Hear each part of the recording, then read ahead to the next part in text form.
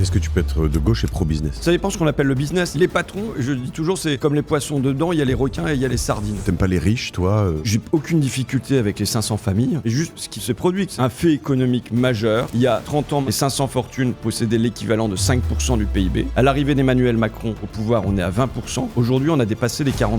Donc il y a quand même une concentration du patrimoine entre quelques mains. Tout le monde paye à peu près 50% de cotisations, impôts, prélèvements généralisés. C'est vrai pour toi, c'est vrai pour moi. Et puis, quand on arrive dans les 0,1%, boum, on tombe à 22-23%.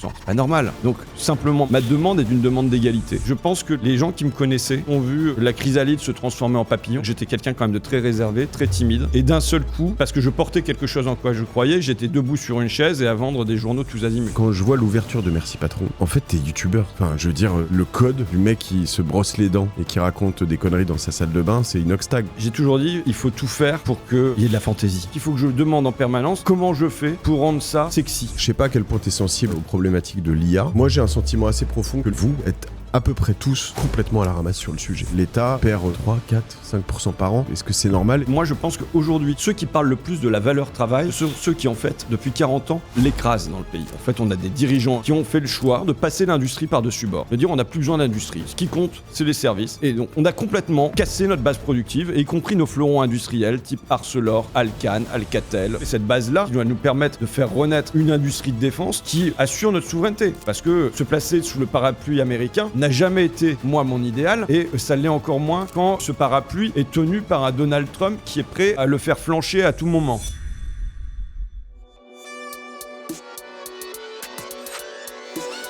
Eh ben, salut François, ça va? Bonjour, ça va, Ouais. et toi? Ouais, bien, bien. Écoute, je suis très content de te recevoir ici. Tu sais quoi? Oui, t'as insisté, Non, j'ai insisté, c'est vrai, j'ai insisté. Et je suis. Fait longtemps que j'ai pas fait de femme ou d'homme politique. Et on s'est parlé une ou deux fois rapidement au téléphone. Et puis on a eu Emma, ton équipe. Et puis la base de tout ça, c'était de me dire. Tiens, je me place pas trop dans l'échiquier politique, tu vois, je suis assez... voilà, mais c'est vrai que souvent, si je dois rentrer enfoncer des clichés pour commencer cet épisode, en tant qu'entrepreneur depuis une vingtaine d'années, tu vois, quand j'entends des gens qu'on va catégoriser d'extrême gauche, tu vas me dire, toi, où tu te situes. Je suis pas du tout extrême gauche, moi je suis de gauche depuis toujours. Et bien, je me dis souvent, tu sais, je bondis dans mon siège quand j'écoute une matinale ou un truc, et puis... Puis de temps en temps, j'entends quelqu'un, une voix que je connais, et puis au bout d'un moment, j'entends François Ruffin, et je me dis,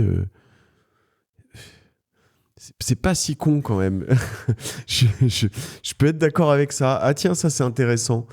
Et je me dis, ah, mais quand même, il est bien à gauche, quoi. Et donc, quand moi, c'est bien à gauche ou bien à droite, mais encore une fois, tu veux m'expliquer après. Généralement, je me retrouve pas dans on m'a dit ici, tu vas chez les macronistes. Ouais, c'est ça. Et je suis pas si macroniste. Je suis alors, si tant est que dans ces matinales dont je parle, dans celles que j'écoute, c'est une autorité publique qui m'agace assez souvent mais celle d'Inter.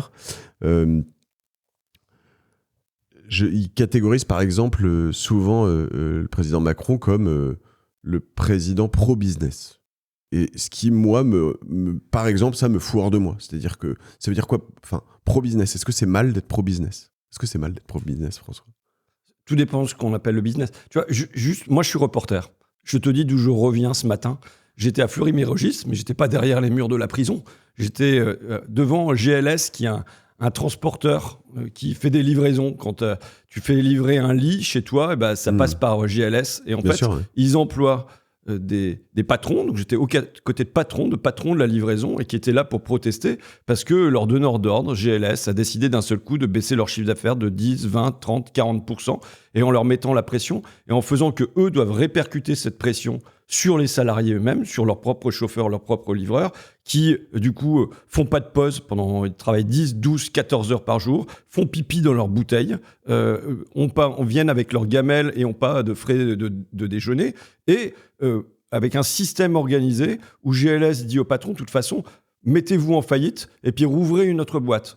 Arrêtez de payer l'URSSAF, c'est pas grave, et ouvrez une autre boîte. Eh bien, je considère que mon rôle d'homme de gauche, d'hommes politiques, c'est de venir aux côtés des patrons, là en l'occurrence, pour demander qu'il y ait des règles simplement. Est-ce que tu peux être de gauche et pro-business ?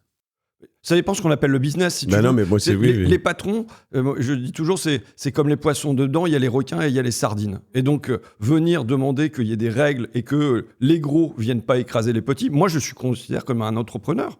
Je suis un auto-entrepreneur. Avant que ça n'ait existé, avant que ce mot n'existait, eh bien, il y a 26 ans, quand je lance mon petit journal Fakir à Amiens, finalement, je suis un auto-entrepreneur qui lance pour des raisons, non pas de business, pas pour faire de l'argent, mais juste pour avoir un lieu d'expression. Je lance mon petit canard chez moi. On va rentrer dans tout ça. J'ai déjà plein de questions sur tout ce que tu viens de dire. On a, je préviens ceux qui ont l'habitude d'écouter Génération It Yourself, une heure et demie aujourd'hui exceptionnellement. À cause de la ligne 14. À cause de la ligne 14, comme quoi c'est pas que les mouvements sociaux qui mettent c'était un malaise voyageur, la ligne arrêtée. Pour ceux qui ne connaissent pas la ligne 14, il n'y a pas de chauffeur dedans, donc, mais qui est censé quand même être très rapide. Et puis parce que j'ai justement une AG juste à la fin, je ne peux absolument pas louper ça, on est contraint. François, je te propose, si tu veux bien, de te présenter toi-même. Je suis député de la première circonscription de la Somme, donc qui va entre un bout d'Amiens et Abbeville. Et depuis 26 ans, j'ai touché un peu à tous les médias en tant que journaliste. J'ai d'abord fait mon propre journal qui s'appelle Fakir à Amiens. Puis j'ai fait une école de journalisme. Puis j'ai fait de la radio à France Inter. Puis j'ai fait un film, Merci Patron, et une série d'autres films, Je veux du soleil sur les gilets jaunes, Debout les femmes sur les auxiliaires de vie notamment, dernièrement Au boulot, où je mets une riche Syrah Salman, avocate, et je la mets à faire un certain nombre de métiers. Et j'ai fait une quinzaine de bouquins, enfin voilà. Donc je cherche en fait des lieux d'expression. Exprimer, c'est un verbe qui me tient à cœur. Exprimer, ça veut dire pousser dehors. Et je pense que j'avais beaucoup en moi à pousser dehors, et je cherche le moyen de canaliser ça. Tout ça en des journées de 24 heures, c'est vrai qu'on y reviendra, mais je pense que t'es pas aux 35 heures, toi aussi. Toi. Non, mais est-ce que quand je lis, c'est du travail ou c'est pas du travail ? Non, mais quand t'écris, quand tu vas ce matin à Fleury. Ouais, oui, mais en même temps, c'est des rencontres avec les gens. Moi, j'ai la chance. Je voyais même vendredi dernier, j'étais à un concert de chanteurs d'oiseaux. C'est un truc de chez moi. Les chasseurs, tu sais, pour appeler les oiseaux, ils font des cris. Et c'est devenu un art, et donc il y a des imitateurs d'oiseaux, et il y en a qui ont élevé, j'ai un copain qui s'appelle Jean Boucaud, qui a élevé ça au rang d'art, et qui est reconnu dans le monde entier, parce que il en fait des symphonies, il travaille avec des musiciens et tout ça. Et ils sont l'incarnation pour moi de cette phrase de Émilie Joly, alors, je sais pas, c'est mon temps, c'est les années 80 ça, qui disait « Faites que votre rêve dévore votre vie, afin que votre vie ne dévore pas votre rêve. » Et donc j'ai la chance, moi, je fais partie de ces privilégiés, de ces gens qui ont la chance de plus ou moins avoir fait de leur rêve leur vie. C'est pas le cas de tout le monde. Et donc on comprend que le travail doit être une part de la vie de tout le monde, parce que le travail, c'est ma valeur clé. Hein. C'est ce qu'on met en commun dans la société. Si jamais, là, il n'y avait pas de travail... non seulement je pourrais pas parler à ce micro, je connais pas ton prénom. Clémence. Si Clémence n'était pas là, tout ça serait pas retransmis, mais même simplement ce verre d'eau. Ce verre d'eau, c'est une quantité de travail mis en commun pour que le verre soit fabriqué, pour qu'il y ait de l'eau à l'intérieur. Enfin, voilà, la société, c'est du travail qui est mis en commun. Donc c'est extrêmement valorisant, mais il faut que le travail ait une place et qu'en même temps, il ne prenne pas toute la place. Donc le travail, c'est bien. Mais les gens qui sont pas dans le travail, ils sont malheureux. Jeudi dernier, j'étais à Rezé. Il y a là-bas un territoire zéro chômeur longue durée. Je ne sais pas si tu vois ce que c'est. C'est 100 000 personnes par an sont broyées physiquement ou psychiquement par le travail. Ils se retrouvent en inaptitude. Ça a doublé en 10 ans. On est passé de 50 000 à 100 000 personnes. C'est-à-dire, concrètement, c'est soit des burn-out, la moitié, soit des troubles musculo-squelettiques, l'autre moitié. En tout cas, c'est les deux principales causes. Donc, ça veut dire qu'on a des gens qui sont plus employables par les sociétés classiques. On les laisse de côté. Et ce sentiment d'inutilité au monde, d'être en marge de la société, ça rend les gens extrêmement malheureux. Et là, il y avait des personnes qui expliquaient comment elles s'étaient retrouvées réemployées, donc pas sur le marché du travail ordinaire, mais par une association, mais comment elles réemployaient, par exemple, des gants qui normalement auraient dû être jetés à la poubelle, et là, par dizaines de milliers, elles recyclaient des gants, donc il y avait un double réemploi, un réemploi des hommes et des femmes, et un réemploi, par exemple, des cartables aussi. C'était des témoignages qui étaient vraiment vibrants, Parce que c'est des personnes qui disent, bah voilà, nous, on était chez nous, on déprimait, on pensait qu'on pouvait plus être utile au monde, et on nous regardait comme des parasites. Et heureusement, il y a quelqu'un qui nous a tendu la main pour nous permettre d'être utile à nouveau. Parce qu'il y a un narratif que je pourrais exprimer plutôt de droite, qui est un peu de dire qu'aujourd'hui, la France veut plus travailler, qu'il n'y a plus de valeur travail, que en fait, les Français foutent rien, qu'ils sont assistés, etc. Et sur lesquels on va finalement souvent pousser un peu les partis de gauche à une protection sociale exacerbée trop importante, à tout ça. Aujourd'hui, comment tu le vis ou qu'est-ce que tu en penses? Pour moi, ça correspond pas à la réalité. Moi, ce que je vois, c'est des gens qui travaillent. Je vois des gens qui se lèvent tôt, qui vont au boulot, qui prennent leur auto ou qui, comme moi ce matin, prennent le métro, qui, là-bas, ont mal au dos et qui font tourner le pays. Le pays, pendant la crise Covid, il n'a pas tourné grâce aux publicitaires, aux actionnaires, aux traders, hein. Il a tourné parce qu'il y a eu des infirmières qui ont continué à aller à l'hôpital alors qu'elles n'avaient pas de blouse, qu'elles n'avaient pas de masque, et à faire leur travail, moins pour la paye que pour le sentiment d'utilité de ce qu'elles apportaient au pays. Mais c'était le cas aussi des aides-soignantes, c'était le cas des caristes, c'était le cas des camionneurs, c'était le cas des caissières, de toute une chaîne du lien et des biens qui fait qu'on a encore pu aller pendant ce temps-là, aller au supermarché. Et pour moi, c'est un temps qui est important parce que c'est le moment où tous ceux qui sont invisibles dans la société, parce que c'est le back-office, c'est ceux qui sont derrière, qu'on ne voit pas, ben à ce moment-là, ils sont apparus comme étant ceux qui, pour de bon, tenaient le pays debout.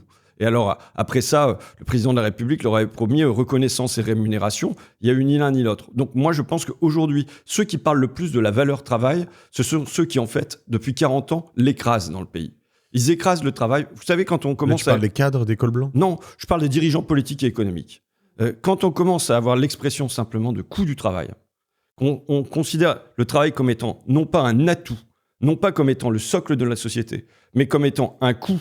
Si c'est un coût, c'est un coût à diminuer. Attends, ce que tu dis, le coût du travail, le problème quand des gens utilisent le mot coût du travail, c'est toutes les cotisations qui vont autour. Ce qui est difficile en France, c'est que le coût du travail, si je dois te reprendre sur tes propres mots. Mais c'est pas les miens, justement, c'est des mots que je pense que oui, c'est des mots qui circulent depuis 40 ans. Moi, ce qu'on aimerait pour beaucoup aussi, c'est de te dire, moi, quand je paye mes collaborateurs, au lieu de leur donner 55-60% de ce que je paye, je vais leur en donner 80 ou 90, tu vois. Et ça, le coût du travail serait moins élevé.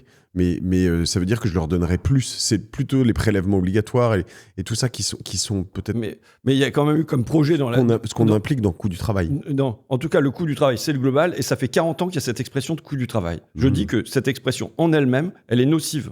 On doit considérer l'atout du travail et non pas le coût du travail. Évidemment, s'il y a un coût du travail, le coût du travail, il a diminué en permanence. Et on doit chercher presque au contraire à relever cette valeur du travail dans notre pays. Et à la fois, alors j'entends parce que... Je pense qu'on est tous d'accord, enfin beaucoup être d'accord. Dire c'est relever la valeur travail, oui, c'est plus baisser ce que me coûte un salarié, tu vois, ce que coûte un salarié pour une entreprise. Mais d'abord, je te réponds que je peux être d'accord parce qu'il y a des niveaux, il faut voir certains niveaux de salaire où en effet, quand on veut augmenter un salarié de 100 euros, il faut payer 400 euros. Donc on est dans un rapport de 1 à 4 qui rend le passage d'une marche très difficile parce que il va plus y avoir de primes d'activité, parce que il va y avoir des allocations qui vont diminuer d'un côté, et puis parce que de l'autre il y a des cotisations et comme on a créé des trappes à bas salaire où on a des suraides sur les très bas salaires, dès qu'on veut les relever un peu, il faut sortir d'un espèce de piège qui demande à relever fortement. Donc tout ça. Nous disait Maxime Ayache d'Academia, qui nous dit en fait sur certains salaires Academia, tu vois cette boîte, sur des salaires de profs à domicile d'hommes-femmes de ménage à domicile finalement, pour passer le mi-temps ou le 2/3 temps et aller au plein temps, ça n'a aucun intérêt parce qu'en fait les aides qui existent t'incitent pas à aller travailler plus. Bien ou pas bien? Vous me permettez d'arrêter cet épisode pour vous parler d'un sponsor que j'adore, ça va prendre une petite minute. Aujourd'hui, on est connecté en permanence, vous êtes connecté en permanence. Et la cybersécurité, c'est un vrai sujet. Vous ne vous rendez pas toujours compte, mais il faut vraiment faire très attention. Et heureusement pour ça, j'ai un partenaire que vous connaissez qui s'appelle NordVPN. D'abord, NordVPN vous permet de renforcer votre confidentialité sur Internet. Ça permet de chiffrer toutes vos données de navigation pour limiter le suivi en ligne. Vous êtes anonyme quand vous le voulez. Ensuite, un truc vraiment très très cool, c'est qu'avec NordVPN, vous pouvez vous connecter comme si vous étiez à l'étranger ou ailleurs. Ça vous localise où vous voulez dans le monde. Donc vous pouvez vous connecter à des services, je sais pas moi, Netflix, France Télé, M6, comme si vous étiez à l'étranger ou en France en fonction de là où vous voulez regarder des choses, des contenus, du sport ou même, je sais pas moi, un site web en SaaS qui n'est pas disponible en France parce qu'il est sorti qu'en Norvège. Et enfin, NordVPN intègre une protection web qui bloque les sites malveillants et les attaques de phishing. Ça, c'est hyper important. Il filtre même les fichiers que vous téléchargez pour éviter tous les virus et malwares que vous pourriez télécharger. Cerise sur le gâteau, vous pouvez connecter jusqu'à 10 appareils en simultané. Et pas que des ordis, des téléphones, des tablettes, même votre Apple TV. Donc, c'est vraiment hyper pratique. NordVPN, c'est un peu comme un garde du corps numérique qui vous suit partout, tout le temps. Et avec le lien en description de cet épisode, vous bénéficiez d'une offre exclusive de 4 mois offerts sur tout abonnement de 2 ans. En plus, vous avez une garantie satisfait ou remboursé. Ça veut dire que sur 30 jours, vous pouvez arrêter quand vous voulez. Donc, vous n'avez aucune excuse de ne pas essayer. Je voudrais remercier NordVPN de soutenir Génération du Turself. Allez, on prend l'épisode. Là, moi, je suis pour que de toute façon, on pénalise l'emploi à temps partiel. Il y a eu un encouragement du temps partiel. Je suis pour qu'on pénalise l'emploi à temps partiel et que, en l'occurrence, dans le ménage, on encourage notamment les donneurs d'ordre parce que, et après, il y a des boîtes de sous-traitantes qui s'adaptent à ce que réclament les donneurs d'ordre, mais moi, j'avais posé une proposition de loi justement après la crise Covid sur les femmes de ménage en disant ce qu'il faut, c'est que les femmes de ménage qui se lèvent à 4 heures du matin quand même, puisque ça vient de 3e banlieue parisienne, pour arriver à 6 heures sur leur lieu de travail, que les heures entre 6 heures et 9 heures, elles soient surpayées. Pourquoi ? Soit elles auront davantage de salaire, soit il y aura une incitation du donneur d'ordre à dire « Bon, ok, j'accepte qu'on nettoie mes bureaux en journée parce que ça me coûtera moins cher. » Et de ce fait-là, parce qu'aujourd'hui, on a finalement une inversion de la société. La Déclaration des droits de l'homme de 1789 dit « Les distinctions sociales ne peuvent reposer que sur l'utilité commune. » Or, les métiers que j'ai énoncés tout à l'heure, on estime qu'il y a 17 métiers de la 2e ligne qui représentent 4 à 5 millions de salariés dans notre pays. Camionneurs, caristes, auxiliaires de vie, assistantes maternelles, c'est-à-dire un certain nombre de métiers qui ne doivent pas s'arrêter, même en cas de crise majeure. En fait, ces métiers-là, aujourd'hui, sont des métiers qui sont moins payés, qui sont beaucoup plus précarisés, qui ont plus de pénibilité, mais les gens tiennent parce qu'ils ont davantage un sentiment d'utilité. Qu'on remette notre société sur pied, ça veut dire que les distinctions sociales doivent reposer sur l'utilité commune. On doit survaloriser ces métiers-là à la place de les mépriser et les dévaloriser. Je suis par exemple pour la création d'un statut des travailleurs essentiels, qui fait qu'en Angleterre, il y a des droits au logement supplémentaires donnés aux personnes qui travaillent dans ces métiers du soin et du lien. En Allemagne, il y a des jours de congés supplémentaires parce qu'on sait qu'il faut récupérer de ça. Mais je serais presque même pour qu'on le cale sur ce qui se fait pour les militaires. Pour les militaires, il y a un plan pour une 2e carrière, on accompagne. Et on sait que les métiers dont je parle, ce ne sont pas ceux qui vont pouvoir tenir jusqu'à 60 ans, même 60 ans.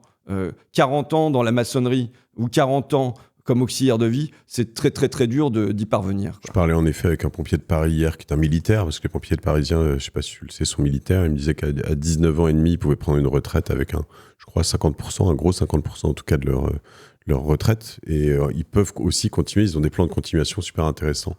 Moi, je te rejoins. Tu vois, on essaye, nous, Badiane, là-haut, de le faire venir le plus tôt possible, notre homme de ménage. Et je suis assez d'accord qu'on devrait te pénaliser si tu les fais venir tôt le matin, tard le soir. Enfin, je pense que c'est assez ridicule. Il y a des lois aussi dans les pays nordiques là-dessus où ils font très attention à tout ça. Si je dois me mettre un peu, et aussi sur tous ces métiers dont tu parles, pour ceux qui n'ont pas l'habitude d'écouter Génération du Turself, je vais me mettre un peu aussi en opposition volontairement sur certaines choses et puis peut-être rentrer dans certains clichés qui sont importants mais que j'entends autour de moi parce que je suis dans plein de clubs d'entrepreneurs où je suis entouré d'entrepreneurs et de pairs comme ça et où je vis des histoires comme ça, mais où on va avoir aussi peut-être dans des métiers que toi tu qualifies plus de publicitaires, mais aussi des métiers que tu connais, des métiers de création de contenu, des gens qui vont venir, c'est quand même aujourd'hui un grand classique, qui vont travailler avec toi, qui à un moment veulent partir et te disent je voudrais faire une rupture conventionnelle et puis parce que je vais prendre le chômage pendant 2 ans et puis voir ce que je vais faire. C'est normal ça ? Moi j'étais très réservé au moment de la création de la rupture conventionnelle. Je vois bien ce que ça peut apporter de liberté des deux côtés. Donc ça apporte une respiration là où on sait que il va y avoir de la tension qui va se créer quand il y a un salarié qui est là et que l'employeur en veut plus, ou que c'est le salarié qui veut partir et l'employeur qui veut pas. Donc ça détend les rapports sociaux à l'intérieur de 100%. l'entreprise. Et je veux dire que on reviendra peut-être sur mon expérience de petit patron, mais je l'ai utilisé. Je l'ai utilisé de deux côtés. J'ai utilisé parce que à la fin de chacun de mes ouvrages, je remerciais les ascédiques. Moi, j'ai été intermittent du spectacle. Et donc, je remerciais les ascédiques parce que, au fond, ils ont participé à avoir une possibilité de respiration et de création. Et donc, j'entends que ça détend ça. Maintenant, ça fait peser sur un coût social qui est mis en commun des choix qui sont des choix individuels, qui sont ceux du salarié ou ceux de l'entreprise. Donc, on voit l'effet nocif que ça peut avoir. Après, que des gens dans une carrière de 40 ans aient un temps de respiration où, à un moment, ils peuvent se demander, voilà, est-ce que je veux changer de chemin? Qu'est-ce que je veux faire? Il me semble que ça doit pouvoir être organisé ensemble. De se dire, voilà, en effet, maintenant, on n'est plus sur des carrières, on va faire des décennies et des décennies dans le même métier. On peut avoir un désir de bifurcation à un moment. Comment on organise socialement, ensemble, cette possibilité de bifurcation. De temps en temps, on a des gens de 23 ans ou 25 ans qui font ça dans une carrière de 40 ans. Ça voudrait dire qu'il faudrait dire, tu as le droit à 2 respirations, ou il faudrait le limiter, par exemple? Alors après, moi, j'entends pleinement que jusqu'à 30 ans maximum. Je pense qu'il y a un temps de flottement, y compris dans les classes populaires. Quelqu'un qui va tenter un peu d'intérim à droite à gauche pour voir la boîte qui lui plaît le plus et aller chercher. Je trouve que c'est normal que dans son existence, avant de se figer, avant de construire son nid, d'avoir une maison, d'avoir un couple stable, d'avoir une famille à fonder, il y a toujours un moment où on se fige quand même. Après, il y a souvent un deuxième moment à 50 ans où il se passe quelque chose en ce moment où c'est compliqué. Après, vous m'amenez sur un autre thème qui est que la société française n'a pas encore pensé la rupture amoureuse. Et là, on parle de la rupture professionnelle, mais la rupture amoureuse, la rupture conjugale, la rupture familiale, et en fait, la protection sociale a été pensée dans l'après-guerre pour couvrir un certain nombre de risques, la maladie, l'accident du travail, la vieillesse, qui n'est pas un risque, mais qui est une chance. Mais la rupture qui n'existait que de manière marginale à l'époque, la possibilité du divorce, aujourd'hui, est devenue très commun. Or, la rupture sentimentale est un temps dur et où il peut y avoir en bascule. D'abord, c'est une perte de revenus, c'est un double loyer qu'il peut y avoir à payer sur le plan matériel, mais évidemment, c'est une rupture psychologique quand l'affectif est en branle. Et aujourd'hui, ce risque-là, comment on fait pour socialiser, pour avoir des accompagnements autour de ce risque-là, et comment on fait pour que... Vous savez, quand vous discutez avec des gens qui sont dans la rue, combien sont dans la rue parce qu'il y a eu une rupture qui est venue faire un choc dans le parcours. Notamment chez les femmes, et combien n'y sont pas parce que, en l'occurrence, ou ne font pas de rupture ou ne partent pas parce qu'elles n'ont pas les moyens, parce qu'elles sont tenues aussi... Mais c'est pour ça qu'il faut le penser à la fois comme un risque et comme une chance. C'est la question que je peux pas m'empêcher. Je voudrais revenir sur cette expérience c'est toi-même qui la qualifie de petit patron. Moi, j'aime pas le terme petit là-dessus, mais... avant d'aller là-dessus, tu vois, c'est plus le mode de pensée. Quand je t'écoute dire ça, je me dis, mais est-ce que c'est vraiment à la société, à la France, de s'adapter? Est-ce que c'est pas ça, des problématiques de vie individuelle? Est-ce que là-dessus, on n'est pas dans quelque chose, dans ce que tu dis, sur lequel, est-ce qu'on doit faire des lois et des accompagnements de l'État pour les gens qui se séparent? Tu vois ce que je veux dire? C'est assez politique ce que je pose comme question. Mais En tout cas, il faut mesurer le coût que ça a pour la société. Tout ça, quand par exemple, est-ce que aider les enfants quand les parents ne sont pas capables de s'en occuper, est-ce qu'on considère que finalement, tant pis, ou bien c'est à l'État de le prendre en charge? C'est leur problème. C'est l'aide sociale à l'enfance. Ouais. L'aide sociale à l'enfance aujourd'hui est défaillante. Je dis parce que je pense que ça peut être un combat qui est transpartisan et qui nous rassemble tous. Et quand je lis Édouard Philippe, je lis les livres de mes adversaires politiques, je lis le livre d'Édouard Philippe qui a des très belles pages sur l'aide sociale à l'enfance qui qualifie de honte nationale. Mais le fait que quand on prend les SDF, un SDF sur 4 est issu de l'aide sociale à l'enfance. Le fait que il y a seulement, il me semble, 2% de gens qui vont aller faire des études supérieures. En tout cas, c'est très, très marginal. Et ça a un coût pour la société qui a été évalué par The Lancet, la revue médicale britannique, à 38 milliards d'euros par an. Donc, il faut se dire que les problèmes sociaux, si c'était une exception, par exemple la rupture, on pourrait dire, c'est son problème au gars ou à la femme. Mais quand ça devient endémique, ça veut dire que c'est intégré à la société et que ça risque d'avoir un coût, en vérité, pour la société. Parce que, par exemple, s'il y a une séparation, que derrière, il n'y a plus la possibilité de travailler pour l'un des deux, c'est de la production en moins pour le pays. Donc, alors moi, je suis quand je lis, par exemple, si je dois donner l'un de mes penseurs, va être Léon Blum, qui, dans l'après-guerre, mais déjà Jean Jaurès le faisait, n'oppose pas l'individu et le collectif, qui pense que c'est par la société, par le social, qu'on a une émancipation, qu'on a un individu qui s'épanouit pleinement et qui donne tout ce qu'il a donné et tout ce qu'il a apporté à la société. Et donc, je pense qu'on doit construire une dialectique qui ne fait pas s'opposer la réussite, l'émancipation individuelle avec la construction d'une société, d'une nation qui soit solide.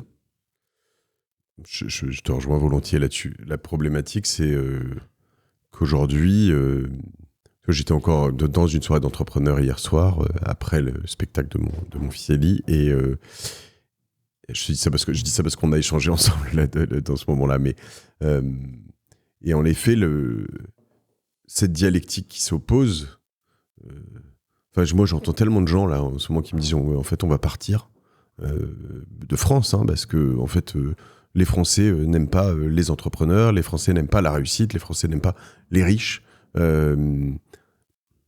Dans quelle mesure d'ailleurs tu n'y participes pas, toi, tu jettes pas d'huile sur le feu là-dessus, ou est-ce que c'est être incompris? Est-ce que t'aimes pas les riches, toi? Moi, je le dis tout à l'heure, je disais petits patrons, le distinguo que je fais entre les sardines et les requins.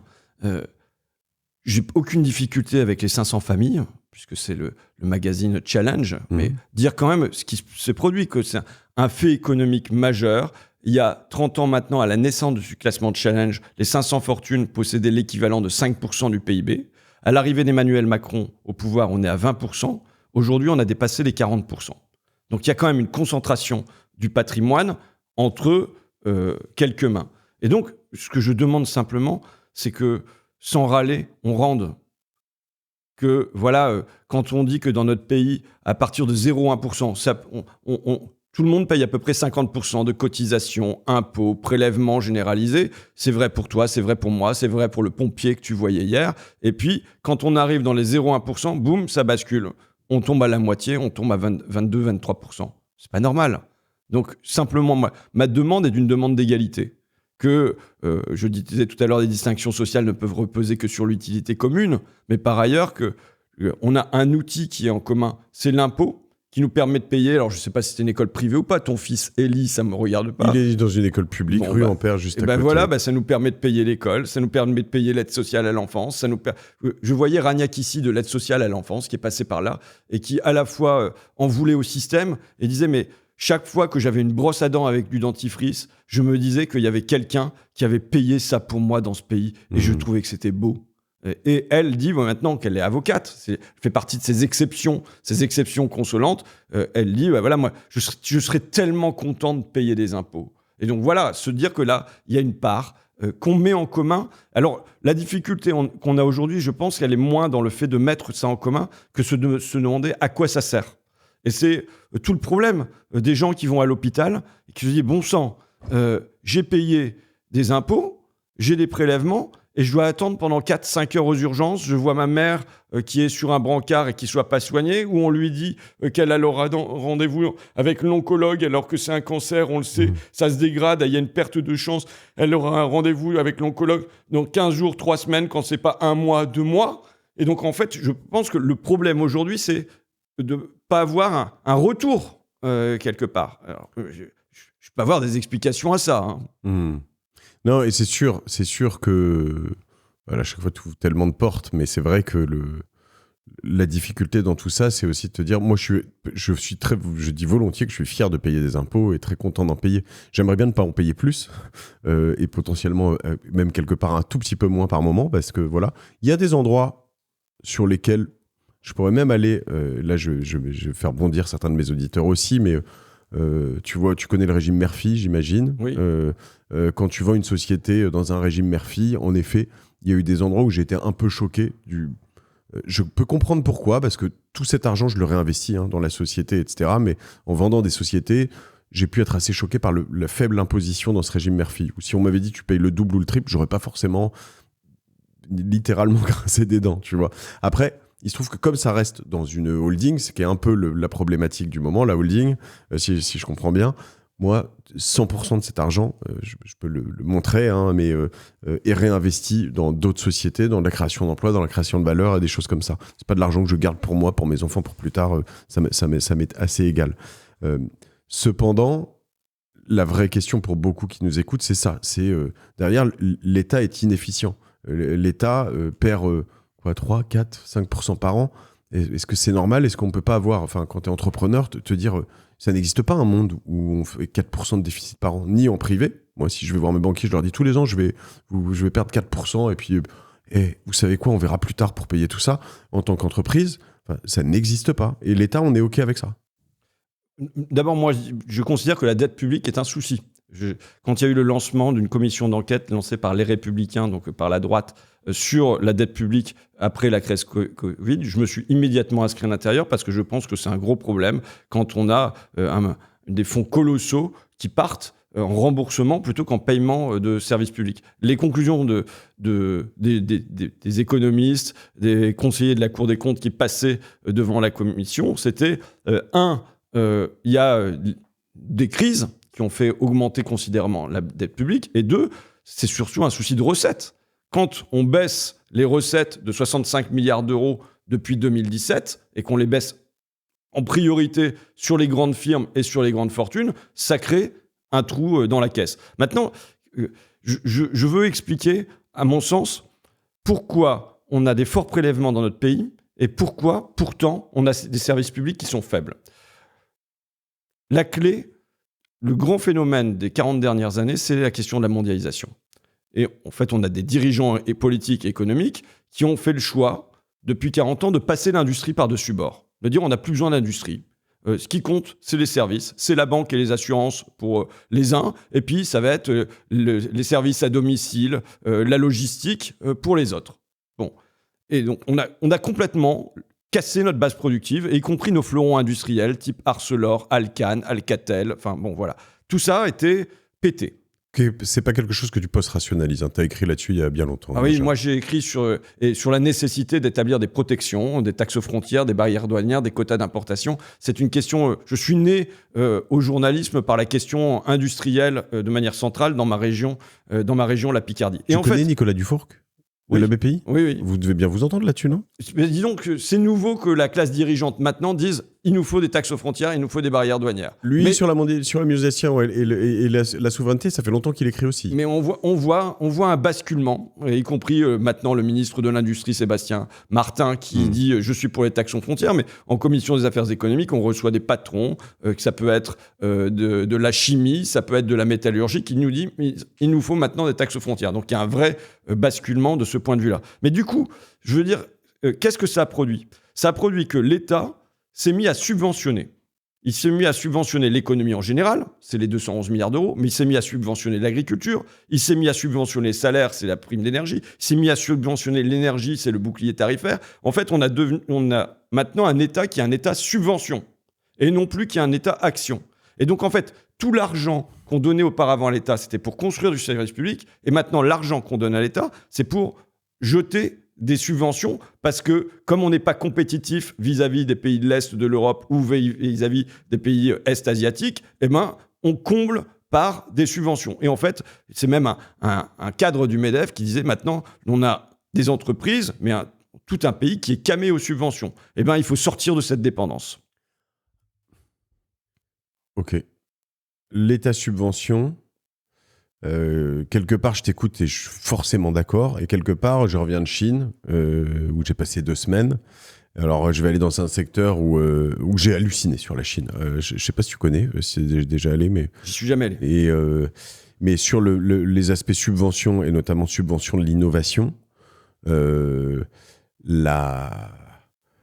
l'arène qui crée sur les énergies renouvelables, sur les voitures électriques, sur l'aviation, sur la robotisation, sur l'intelligence artificielle, Shenzhen, faut le voir pour le croire, quoi. Est-ce que la subvention peut pas être aussi bien utilisée? En effet, là, j'ai l'impression que quand tu parles de subvention, je qualifierais ça quasiment de perfusion, finalement. Donc, on a créé un état perfusion, alors qu'on n'a plus un état intentionniste. Comme on voit cette vidéo, tu as dû la voir qui tourne un peu en ce moment, où tu vois...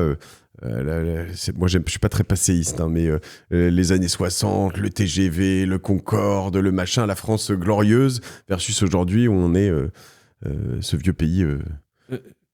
Je vais peut-être te reprendre ton expression d'état perfusion, ça m'intéresse. Je te fais un café en même temps, je t'écoute. Tu veux ou pas? C'est parce que j'en veux. Si tu veux, vas-y. Mais j'ai du mal à parler à du vide, moi. Alors, vas-y, merci Clément. Dire que moi, je demande du ciblage dans les aides publiques. C'est-à-dire que ce que tu dis, il faut une intention. Il faut savoir ce qu'on veut faire. Par exemple, et en France, c'est tout le contraire. Quand on fait le CICE, Crédit d'impôt compétitivité emploi, et je le dirai ensuite, si on revient sur mon parcours, on a reçu à Fakir du CICE. Ça n'avait pas de sens. Bon, mais on l'a reçu. Mais 20 milliards d'euros, donc c'est absolument considérable. T'as reçu 20 milliards d'euros? Non.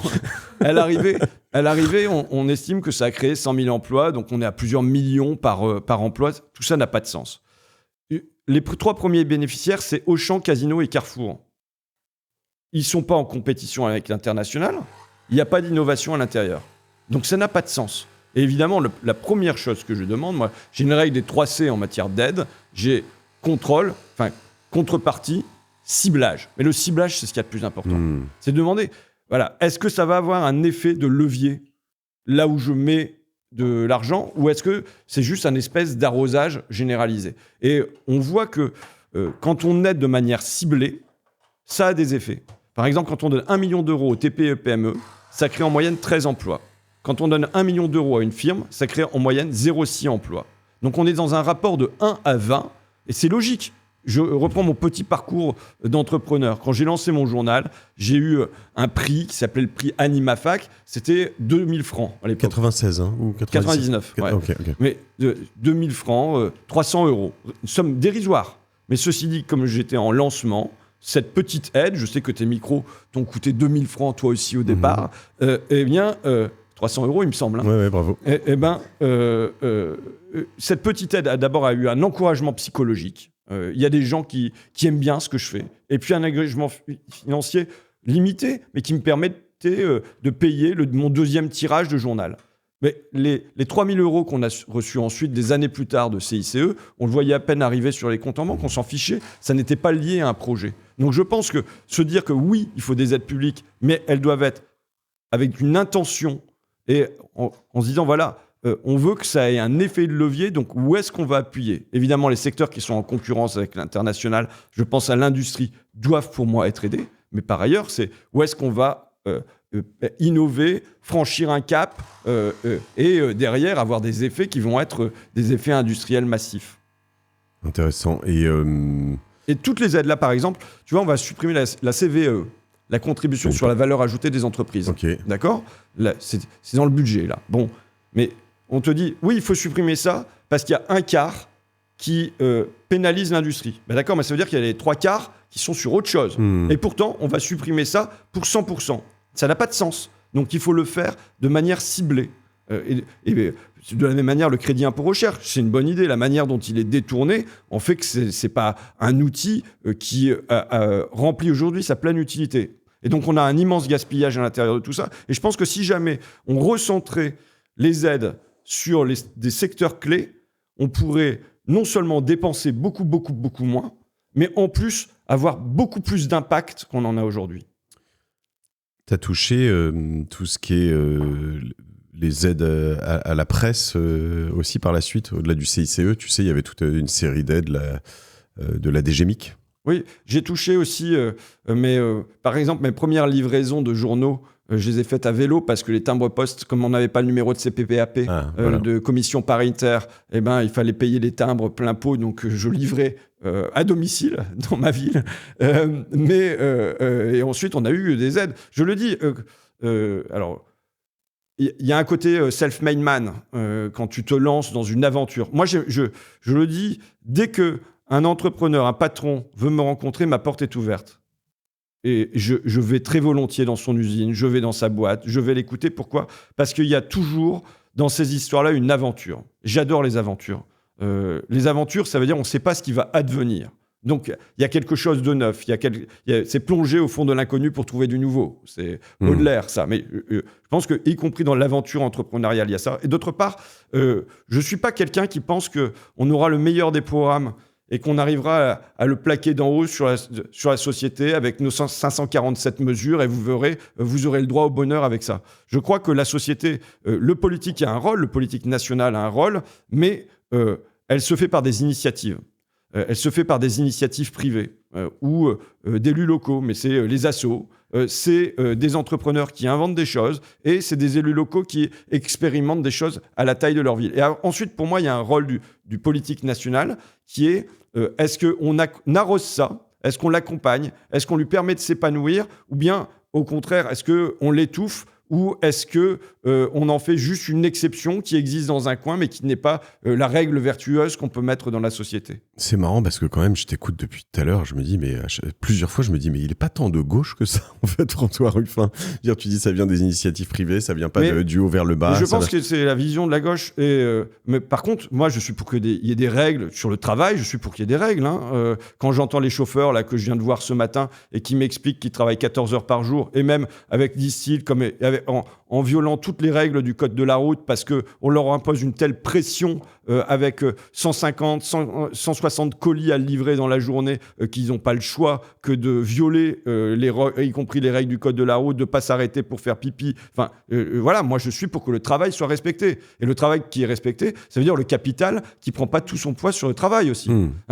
Et quand je dis ça, je suis marxiste peut-être un petit peu quand même, mais je suis aussi lagardiste. C'est Christine Lagarde qui dit, voilà, ça fait 40 ans que le travail est bâché, que le capital l'emporte sur le travail. Elle le dit comme ça. C'est Éric Lombard, donc, qui était ministre de l'économie, mais qui auparavant était président de la Caisse des dépôts et consignations, et qui dit, voilà, quand j'ai commencé comme banquier, vérifié, mais il me semble que c'était BNP Paribas ou quelque chose comme ça, le taux de rentabilité exigé des actionnaires était de 7 à 8%.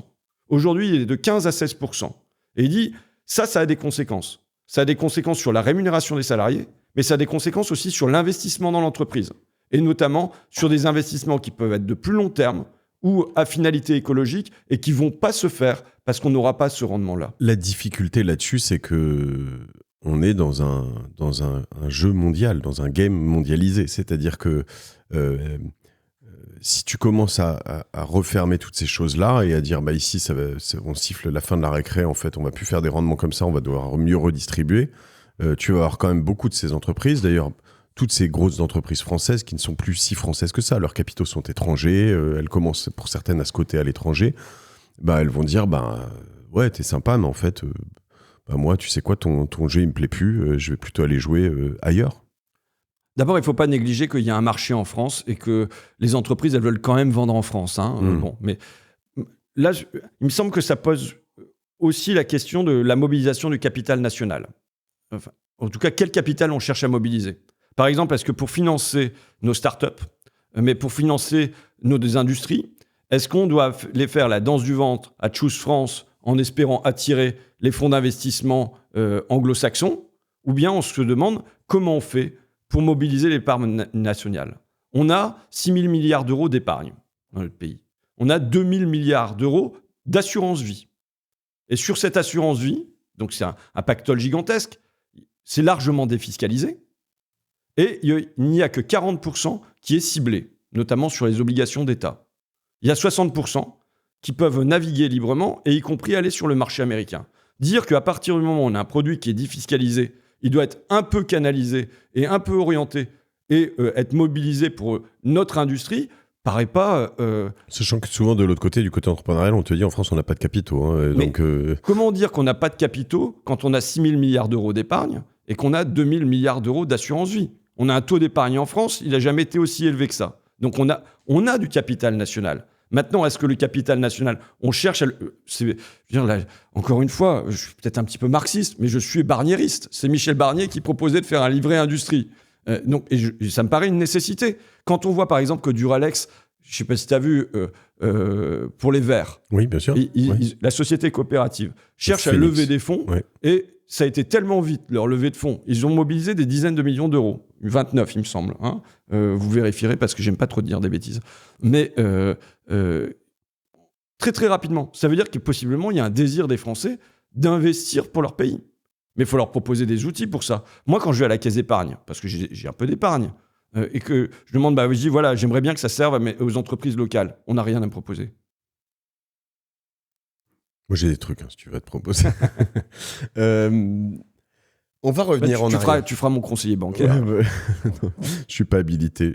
18 millions pour Duralex, me dit Clémence. Vous êtes plus d'1 million par mois à regarder mes vidéos. 90% d'entre vous n'êtes pas abonnés. Alors je vais vous demander un truc. Parce qu'après 8 ans de génération du Turself, ce projet, c'est le projet de ma vie. Toutes les semaines, avec mon équipe, on s'arrache pour trouver les meilleurs invités, pour t'inspirer et pour tirer le plus d'apprentissage possible. Pourquoi ? Parce que ma conviction profonde, c'est qu'il faut utiliser son temps de cerveau disponible sur du contenu plus intelligent. C'est important pour moi que ce contenu soit disponible gratuitement.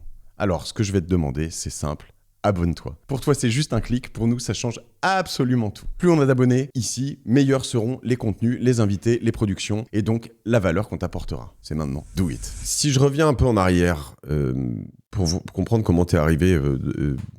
là-dedans, toi, donc, si je comprends bien, tu as fait... Alors, après Fakir, tu as fait ton école de journalisme, qui est le CFJ, qui est la meilleure école de journalisme. Qui était. La plus réputée, on va dire. Donc, tu t'es lancé, finalement.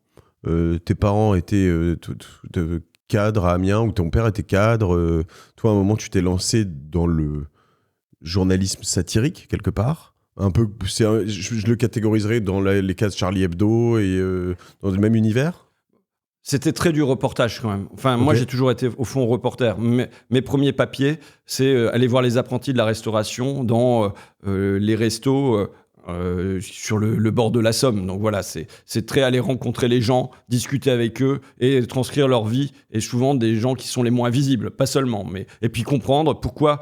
Alors le point de départ, pour moi, ça a été la délocalisation de l'usine Yoplait qui ferme à Amiens. Il y a 89 emplois. Et la une du JDA, donc du journal des Amiénois, du journal municipal, c'est Amiens, un carnaval fou et gratuit. Et pardon, pas une ligne... Le JDA, c'est un journal privé ou c'est un journal public ? C'est le journal de la ville. Mais de la ville, de la ville, donc de la mairie. De la mairie. Okay. Et il n'y avait pas une ligne sur les 89 familles, sur les 89 salariés qui perdaient leur boulot. Parce qu'il fallait rendre tout ce qui était joyeux de l'actualité, il fallait le dire, mais là où c'était un peu plus sombre, il ne fallait pas le dire. Et donc, moi, j'étais un combattant de la presse, finalement, hein, pour dire qu'il devait y avoir une place aussi pour les gens pour qui ça va pas, quoi. Les journaux de la ville, généralement, ce serait plus le rôle de la Voix du Nord, non ? Le journal de la ville, c'est plutôt le Courrier Picard.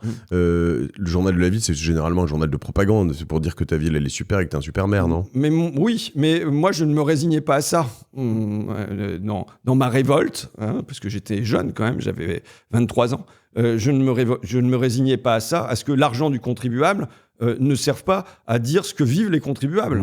Et ce qu'ils vivent de joie, j'ai rien contre le fait qu'on ait un beau carnaval à Amiens, mais aussi ce qu'ils peuvent vivre de peine. Donc, je décide d'aller documenter et je vais le faire pendant 10 ans, l'histoire de ma ville. Et je deviens entrepreneur malgré moi, on va dire, parce que j'étais pas du tout destiné à ça. En revanche, j'avais un grand désir d'expression. Je voulais, j'avais une révolte à exprimer, j'avais une colère à exprimer, j'avais des espoirs à exprimer.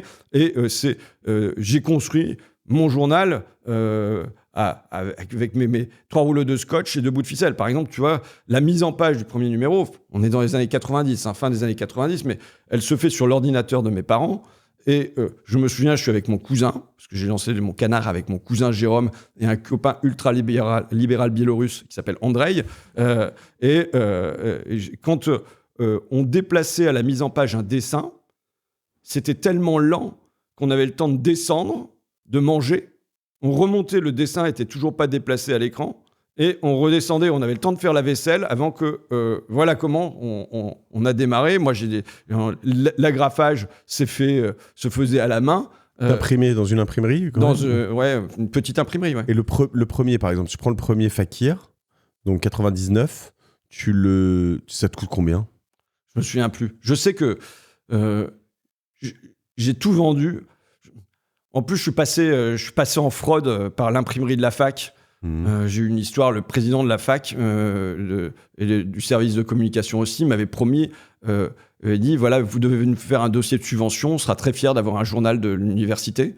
Donc, tu te mets contre la mairie, généralement ça tient pas longtemps. Et donc j'y vais et je dis bah voilà, il me faudrait, je sais pas, 5 000 francs ou un truc comme ça. Il me dit mais ça va pas, avec 5 000 francs vous faites rien, il vous faut 40 000 francs et pour avoir 40 000 francs il faut en demander 80 000. Moi, je dis bah d'accord, je reviens, j'ai fait mes papiers dans ce sens-là, ça va toujours.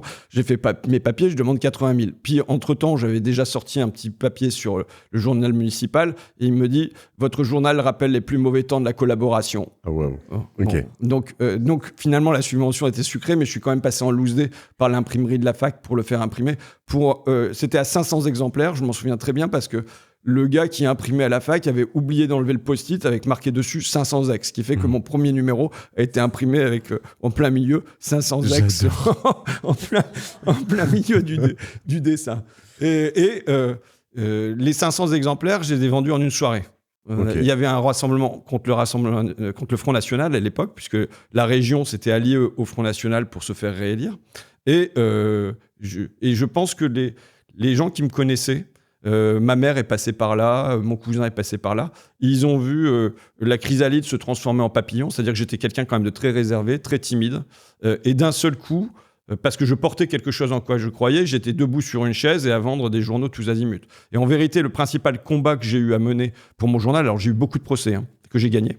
On a gagné tous les procès du journal, je le signale, y compris Jean-Charles Naouri, PDG de Casino. Quoi. Mais le principal combat était le combat de la diffusion. Enfin, maintenant, je veux dire, quand j'ai vu Internet arriver, c'était le rêve. Tu n'avais pas de bagarrer à faire du papier, à aller le porter partout. Mais moi... Alors pour certains, c'était le cauchemar, parce que du coup, ta vente au numéro... toi, tu vendais au numéro, donc aujourd'hui, il faut être abonné à Fakir sur Internet. Oui. Mais j'ai transmis ma petite entreprise, je le dis, en bon état, avec 7 salariés à l'intérieur. Enfin voilà, tout ça a été Ça appartient à une asso. C'est une association. Ouais. Mais je ne l'ai pas vendu. Non, je ne l'ai pas vendu, non.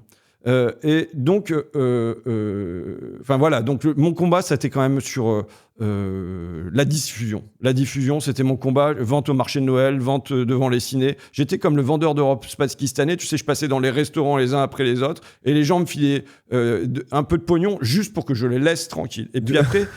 Tu vivais de ça ? T'as vécu de ça pendant... J'étais étudiant, quoi. Mais je ne m'envoyais jamais à la fac. Et pendant 1 an, j'ai fait ça. Et ensuite, j'ai fait l'école de journalisme. On m'a dit, voilà, il faut le coup de tampon. Donc, fais l'école. Mais bon... Et cette école t'a un peu révolté contre les journalistes, quand même. Je veux dire, j'ai l'impression de ce que j'ai lu... Mais en tout cas, j'ai trouvé ça triste par rapport à... les possibilités d'invention qu'il peut y avoir dans le journalisme. Et en particulier, à cette époque-là, quand même, Internet... ouvrait la possibilité qu'il n'y ait pas que le journalisme dominant, c'est-à-dire AFP, avec tout le respect qu'on peut avoir pour l'agence française de presse, ou Le Parisien, ou France Info, donc un certain journalisme d'actualité. Et je pense que j'étais en recherche d'aventure et qu'on ne me proposait pas une palette de journalisme et qu'on me disait, voilà, le journalisme, ça sera ça. Et ça ne me plaisait pas, quoi. Le bâtonnage de dépêche versus le grand reporter en Afghanistan. Exactement. Pas seulement le reporter en Afghanistan, parce que moi, tu vois, j'étais grand reporter en Picardie. Et donc, voilà, striptease. Il y a eu des tas d'expériences de presse quand même qui ont existé. Quelqu'un que j'aime beaucoup, qui est décédé, Jean Telet. Je ne sais pas si tu vois qui c'était. Je connais le nom, mais qui faisait du roman photo, mais du roman photo reportage. Ok. Donc voilà, je trouve qu'il y a une possibilité. Il y a une phrase de Bobby Lapointe que j'aime bien, qui dit « J'ai fantaisie de mettre dans ma vie un petit brin de fantaisie, youpi, youpi ». Ce qu'on me proposait... Je suis tellement fan de Bobby Lapointe. Et ce qu'on me proposait, il n'y avait pas de fantaisie à l'intérieur. Quoi. Et ce qui est intéressant dans ce parcours, c'est que, en fait, t'as quand même été très... je sais pas si on peut dire avant-gardiste. Fakir, c'était pas forcément le mot, parce que... Mais par la suite, t'as quand même... tu vois, quand je vois l'ouverture de Merci Patron, qui est quand même un des films que t'as le mieux vendu, je pense. Hein. En fait, t'es youtubeur. Enfin, je veux dire, le code du mec qui se brosse les dents et qui raconte des conneries dans sa salle de bain, c'est Inoxtag, quoi. Enfin, tu vois, en 2016-2017, c'est assez avant-gardiste et c'est très... 2013 même, le tournage. Le tournage 2013, c'est fou, ouais. Et donc, c'est assez marrant parce que je pense que... Moi, je pense qu'aujourd'hui, je le ferais volontiers. Mais même il y a quelques années, peut-être 8-10 ans après toi, je me serais dit, non, mais je peux pas me brosser les dents devant le truc, les gens vont me prendre pour un con, quoi. C'est assez marrant, ces codes que tu as suivis. Qu'est-ce qui t'a drivé, enfin, qu'est-ce qui t'a emmené dans tout ça En fait, dès que j'ai lancé le journal, d'abord, moi, j'ai pas eu la chance d'avoir des parents communistes. Donc, tout le langage de gauche, avec des ismes et avec un côté tract. J'ai toujours dit, je sais bien que militant et chiant, ça rime, mais il faut tout faire pour que y ait de la fantaisie, en fait. Et je pense que je suis dans une recherche formelle depuis le lancement du journal. J'ai une recherche sur le fond, apporter des éléments d'information, mais aussi qui donnent envie d'action. Et je cherche comment je vais mettre en scène ça. Parce que je veux dire, les gens dont je parle, quand je dis les apprentis de la restauration, a priori, c'est pas très sexy. Donc, il faut que je demande en permanence comment je fais pour rendre ça sexy. Comment je fais pour... quelle mise en scène je vais avoir, mise en scène de moi, mise en scène de l'autre, qui va faire qu'il va y avoir un récit et que les gens vont être un petit peu happés là-dedans. Donc, après, il y a eu des déclinaisons. J'ai quand même eu des années de radio aussi. Qui m'ont, sur Inter, notamment. Qui m'ont appris à aller faire du reportage. Et je cherchais en permanence des petits trucs pour embarquer l'auditeur dans un récit, quoi. Oui, mais ce qui va à l'encontre du CFJ et des années de radio, c'est quand même... moi, on me le reproche par moment, mais c'est que tu n'hésites pas à te mettre en scène. Toi, tu es quand même aussi un des personnages principaux de ton récit. Je considère qu'il faut un fil conducteur. Moi, en fait, les livres que je préfère, c'est toujours des livres à la première personne, mais qui peuvent parler des autres, qui ne sont pas obligés d'être tournés vers leur nombril. Mais on part de soi. Je dis le cadrage que j'aime bien, moi, c'est un cadrage qui est par-dessus l'épaule, où on a une amorce, mais c'est pas moi qu'on regarde. On regarde devant. On regarde les gens qui sont devant moi, mais à travers un regard. Et par ailleurs, j'ai écrit là-dessus, mais je ne crois pas du tout à la neutralité en journalisme. Je crois très modérément à l'objectivité. En revanche, ce à quoi je crois, c'est à l'honnêteté. Et l'honnêteté, elle suppose de dire quel est le regard, qui parle, de où on parle, quoi. Et voilà. Parfois, pardon, mais t'es tellement gênant dans Merci Patron. Je veux dire que quand tu vas voir les gens et tu leur... Tu sais, c'est une bonne sœur, je me trompe, ou vraiment, à qui tu parles, Marie, ou je sais. Catherine. Et je me dis, non mais...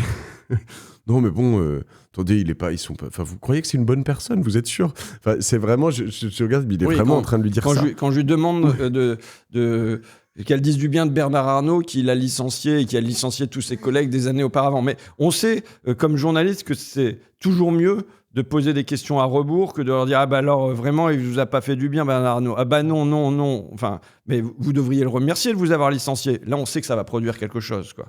Elle s'en va. Elle te tourne le dos. C'est vraiment hilarant.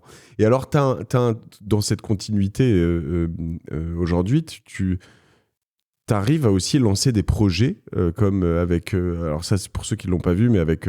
c'est Sarah Feldman, c'est ça? Sarah Salman. Sarah Salman, mais sur un plateau télé, quoi. C'était réfléchi, par exemple, ça? Non.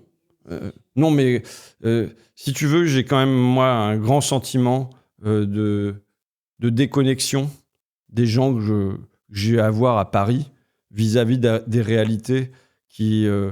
sont mon quotidien et je pense le quotidien de beaucoup de Français. Donc, je considère que j'ai un rôle d'aider à remettre les gens les pieds sur terre, quoi. Donc, quand j'entends Sarah Salman qui dit, bon, bah, franchement, 2 ans de plus pour la retraite, bah ouais, mais dans quel métier?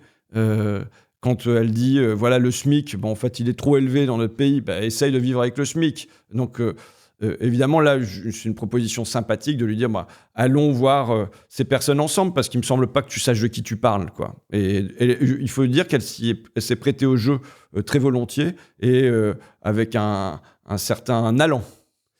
Et si je te disais qu'il y aurait, moi, je trouve ça exceptionnel. J'ai trouvé ça vraiment extra. Et je trouve qu'elle a bien joué le jeu et que vous deux, vous avez un truc... Enfin, pareil, une honnêteté intellectuelle jusqu'au bout. Mais moi, si je te disais que je pense qu'il y a aussi des gens à reconnecter avec le réel qui peuvent être certains de tes potes chez LFI qui, en fait, sont complètement dans l'espace, en fait. Tu vois, moi, je suis entrepreneur, je les entends, je me dis, mais ils sont fous, ils existent. Enfin, où est-ce qu'ils vivent, ces gens-là ? Dans quel monde ils sont ? Il n'y a pas des moments où tu aurais envie de les reconnecter avec le réel de la vie d'un entrepreneur, d'une entreprise, de comment des gens travaillent comme des chiens à gagner rien et à tout réinvestir et à s'impliquer pour et sur qui ils crachent. Tu vois alors, ce que je veux moi, dire ? c'est pas, je suis plus à LFI pour information. Oui, depuis, mais bon, j'ai jamais été. En un sens, j'ai jamais été. J'étais dans le groupe LFI. Pardon, mais, alors excuse-moi. non, mais autant pour moi. Je ne veux pas rentrer dans le cliché. Tu fais bien de le repréciser. Tu as un groupe qui s'appelle Debout la France. Mais même de manière debout tout court. Debout la France, c'était Dupont-Aignan, mais c'est pas grave. Pardon. Non, c'était parce que c'était Debout la Picardie. C'est ça avant. C'était Picardie Debout. Picardie Debout. Voilà. Ok. Ce que je te disais tout à l'heure sur le fait que quand je suis arrivé dans le journalisme, j'y suis arrivé comme reporter et pas par les grands concepts. Et donc ça dépasse, ce que tu évoques dépasse le cadre de quelques députés insoumis. Tu vois, par exemple, j'ai eu, on m'a demandé de refaire le journal de Sud Éducation, du moins de donner des conseils. Et je me souviens d'avoir... Journal de Sud Éducation, okay. Sud, tu vois, okay. syndicat. Et dedans, il y avait précarité, néo-précariat, précarisation, etc. Et je leur disais, mais ok, mais on se bat pas pour des concepts, on se bat pas pour des abstractions, on se bat pour des gens. Donc, il faut que vous nous montriez des gens. Il faut que vous nous montriez la dame à la cantine qui sert les repas. Il faut que vous nous montriez l'ATSEM qui s'occupe des gamins à l'école maternelle. Et je pense que de manière générale, l'univers politique peut vivre derrière des concepts juridiques ou des statistiques. Et que faire reconnecter ça à des gens pour de vrai, ça fait toujours du bien. D'où, à un moment, j'avais mes propositions de stage. Qu'un ministre qui devient ministre de la Santé, d'abord, il fait un stage de 15 jours à l'hôpital. Un ministre de la Justice, il fait un stage de 15 jours en prison. Et je précise, comme maton, pas comme détenu. Quoi. Mais j'ai envie de dire, évidemment. Enfin, tu vois, moi, je pense que les meilleurs entrepreneurs que je reçois ici, je prends Stan Yox-Château de Doctolib. Tu vois, il me dit, moi, je suis revenu sur le produit. Je fais du produit, je passe 2 jours par semaine avec des dentistes, des médecins, pour les servir, pour les comprendre. Je suis là pour les servir. Même le patron d'IKEA, que j'ai pas encore sorti cet épisode, le patron monde d'IKEA, qui me dit, tous les ans, il va faire une semaine de plonge dans un de ses IKEA. Je veux dire, évidemment. Mais le problème, c'est qu'en ce moment, si on leur les met 2 semaines dans l'éducation ou dans une... ils seront partis au bout de 2 semaines, donc c'est un peu compliqué. Bah oui, mais ça montrera... Tu sais, dans un de mes livres, j'ai écrit un bouquin sur le mal-travail. Ouais. Et je reprends un concept d'une sociologue qui s'appelle les planeurs. Ça, c'est quelque chose de vraiment important à comprendre, c'est que maintenant, on a 1/3 à la moitié des cadres qui sont détachés du lieu de travail réel. Détachés du bureau où il y a les autres agents, détachés de l'usine et qui se retrouvent soit dans les sièges sociaux, soit dans les cabinets conseils, soit dans les ministères, soit dans les agences type ARS. Et donc, ce sont des planeurs. Ils planent, ils sont en hauteur. La difficulté, c'est que ces gens qui sont détachés des lieux de travail réels, ce sont en vérité eux qui donnent les ordres et qui font les processus pour le travail. Et donc, on a un travail qui se retrouve à être malheureux. J'ai des tas de récits dans des cimenteries, mais aussi les agents d'accueil qui ont des logiciels où les cases ne correspondent pas, parce que ceux qui ont fabriqué le logiciel, ils sont jamais venus accueillir dans une CAF les familles qui viennent. Mais si on devait aller plus loin dans ce que tu dis, moi, j'adoube et je suis à 100% pour. Il y aurait aussi peut-être pas mal des gens des ministères à envoyer, parce que finalement, on parle souvent de... Comment ça s'appelle tu sais, ils parlent de ça aussi aux États-Unis, quand on parle de l'état profond. Tu vois de quoi je parle ? C'est-à-dire les gens qui décident vraiment, alors que les gens qui passent, les ministres, les machins, ils sont juste de passage. Mais tu as ces gens qui sont au ministère et eux, ils restent. eux, ils vont pas forcément donner des J'ai cours. cité les ministères, Ouais. mais je peux citer aussi des firmes où les sièges, ce sont les sièges sociaux qui décident comment dans une usine on va passer du ciment qui est fabriqué normalement à du ciment qui est fabriqué à partir de déchets et où tout le processus de production est pensé sans accompagner les ouvriers, sans leur demander leur avis, alors que c'est eux qui connaissent comment ça se fait. Et dès qu'on met le truc en place, eh ben, ça crame de partout. Je veux dire, ça, c'est de la fumée, c'est des gens qui étouffent à l'intérieur parce que ça n'a pas été pensé avec les gens. Et je le dis, le mal-être dans les entreprises françaises, il est considérable. Hein. Le taux d'anxiété dans les entreprises françaises, il est de 47%. Le taux d'anxiété en Allemagne, il est de 11%. Il y a un fossé. Le management dans les entreprises françaises est catastrophique. Comment on l'explique ? Parce que, alors, l'une des explications que je donne, c'est qu'on a une école qui est très hiérarchisée. Et c'est ce qui fait que les gens qui font des études supérieures, ils se considèrent comme supérieurs et ils peuvent rentrer à l'intérieur de l'entreprise en ayant un fossé avec les travailleurs ordinaires dont ils n'écoutent pas la parole.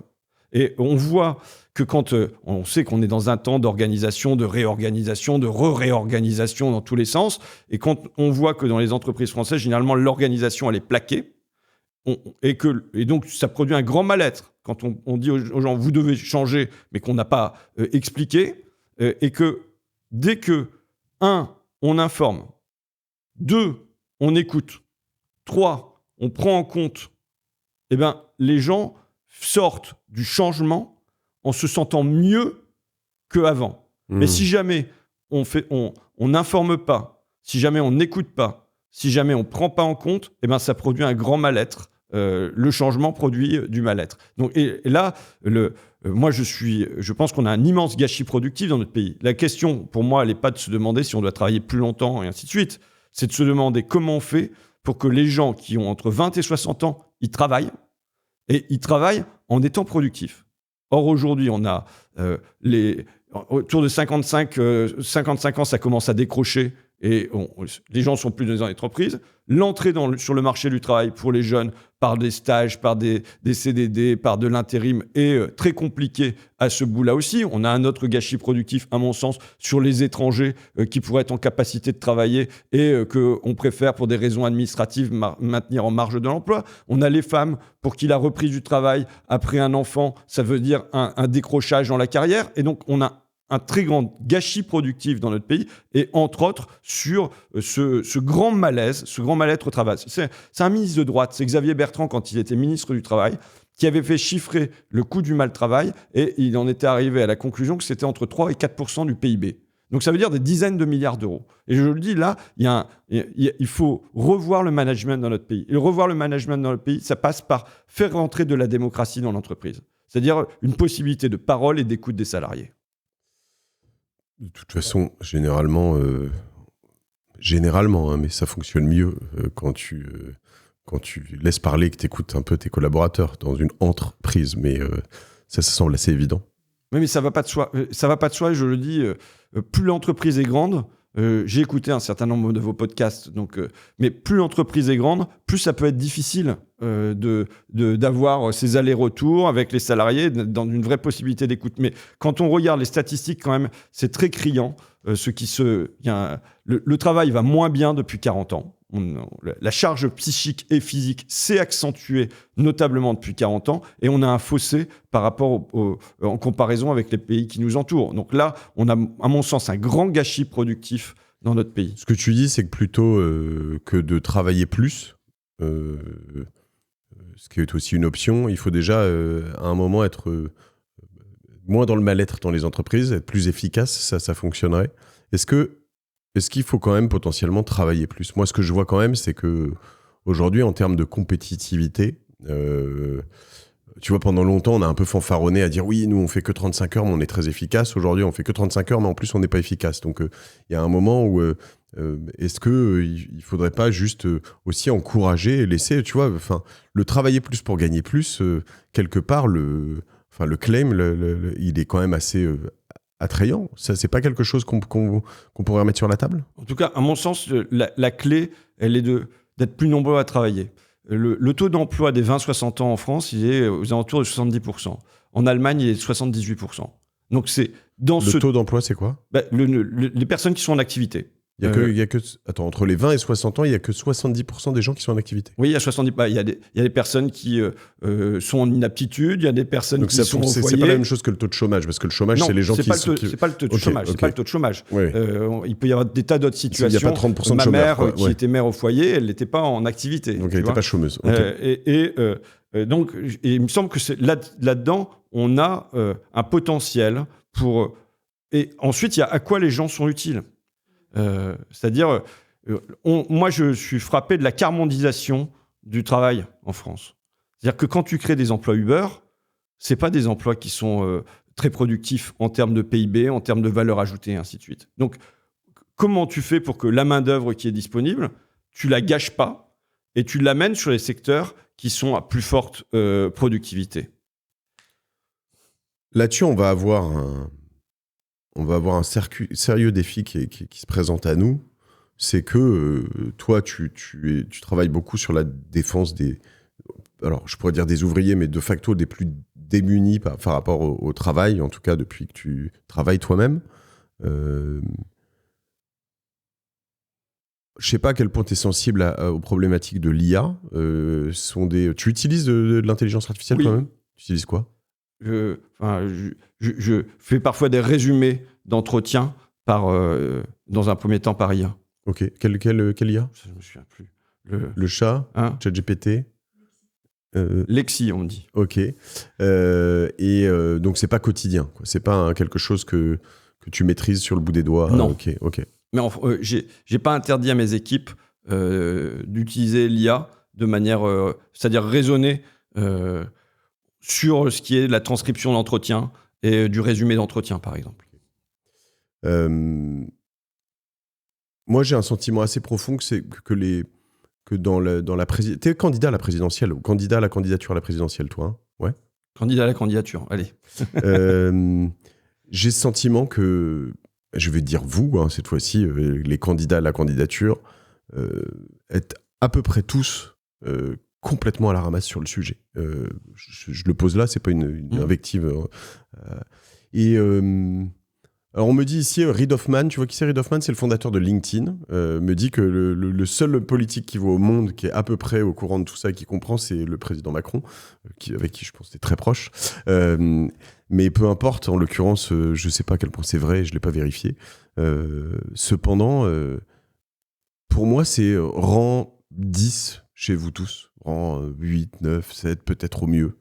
Et alors que là, moi, on rentre dans un paradigme où ça devrait être rang 1, 2, 3. Enfin, on a le régalien, évidemment, qui vient, mais on n'est pas loin de tout ça. Parce que le tsunami qui est en train d'arriver là-dessus, moi, je le vis, je le vois.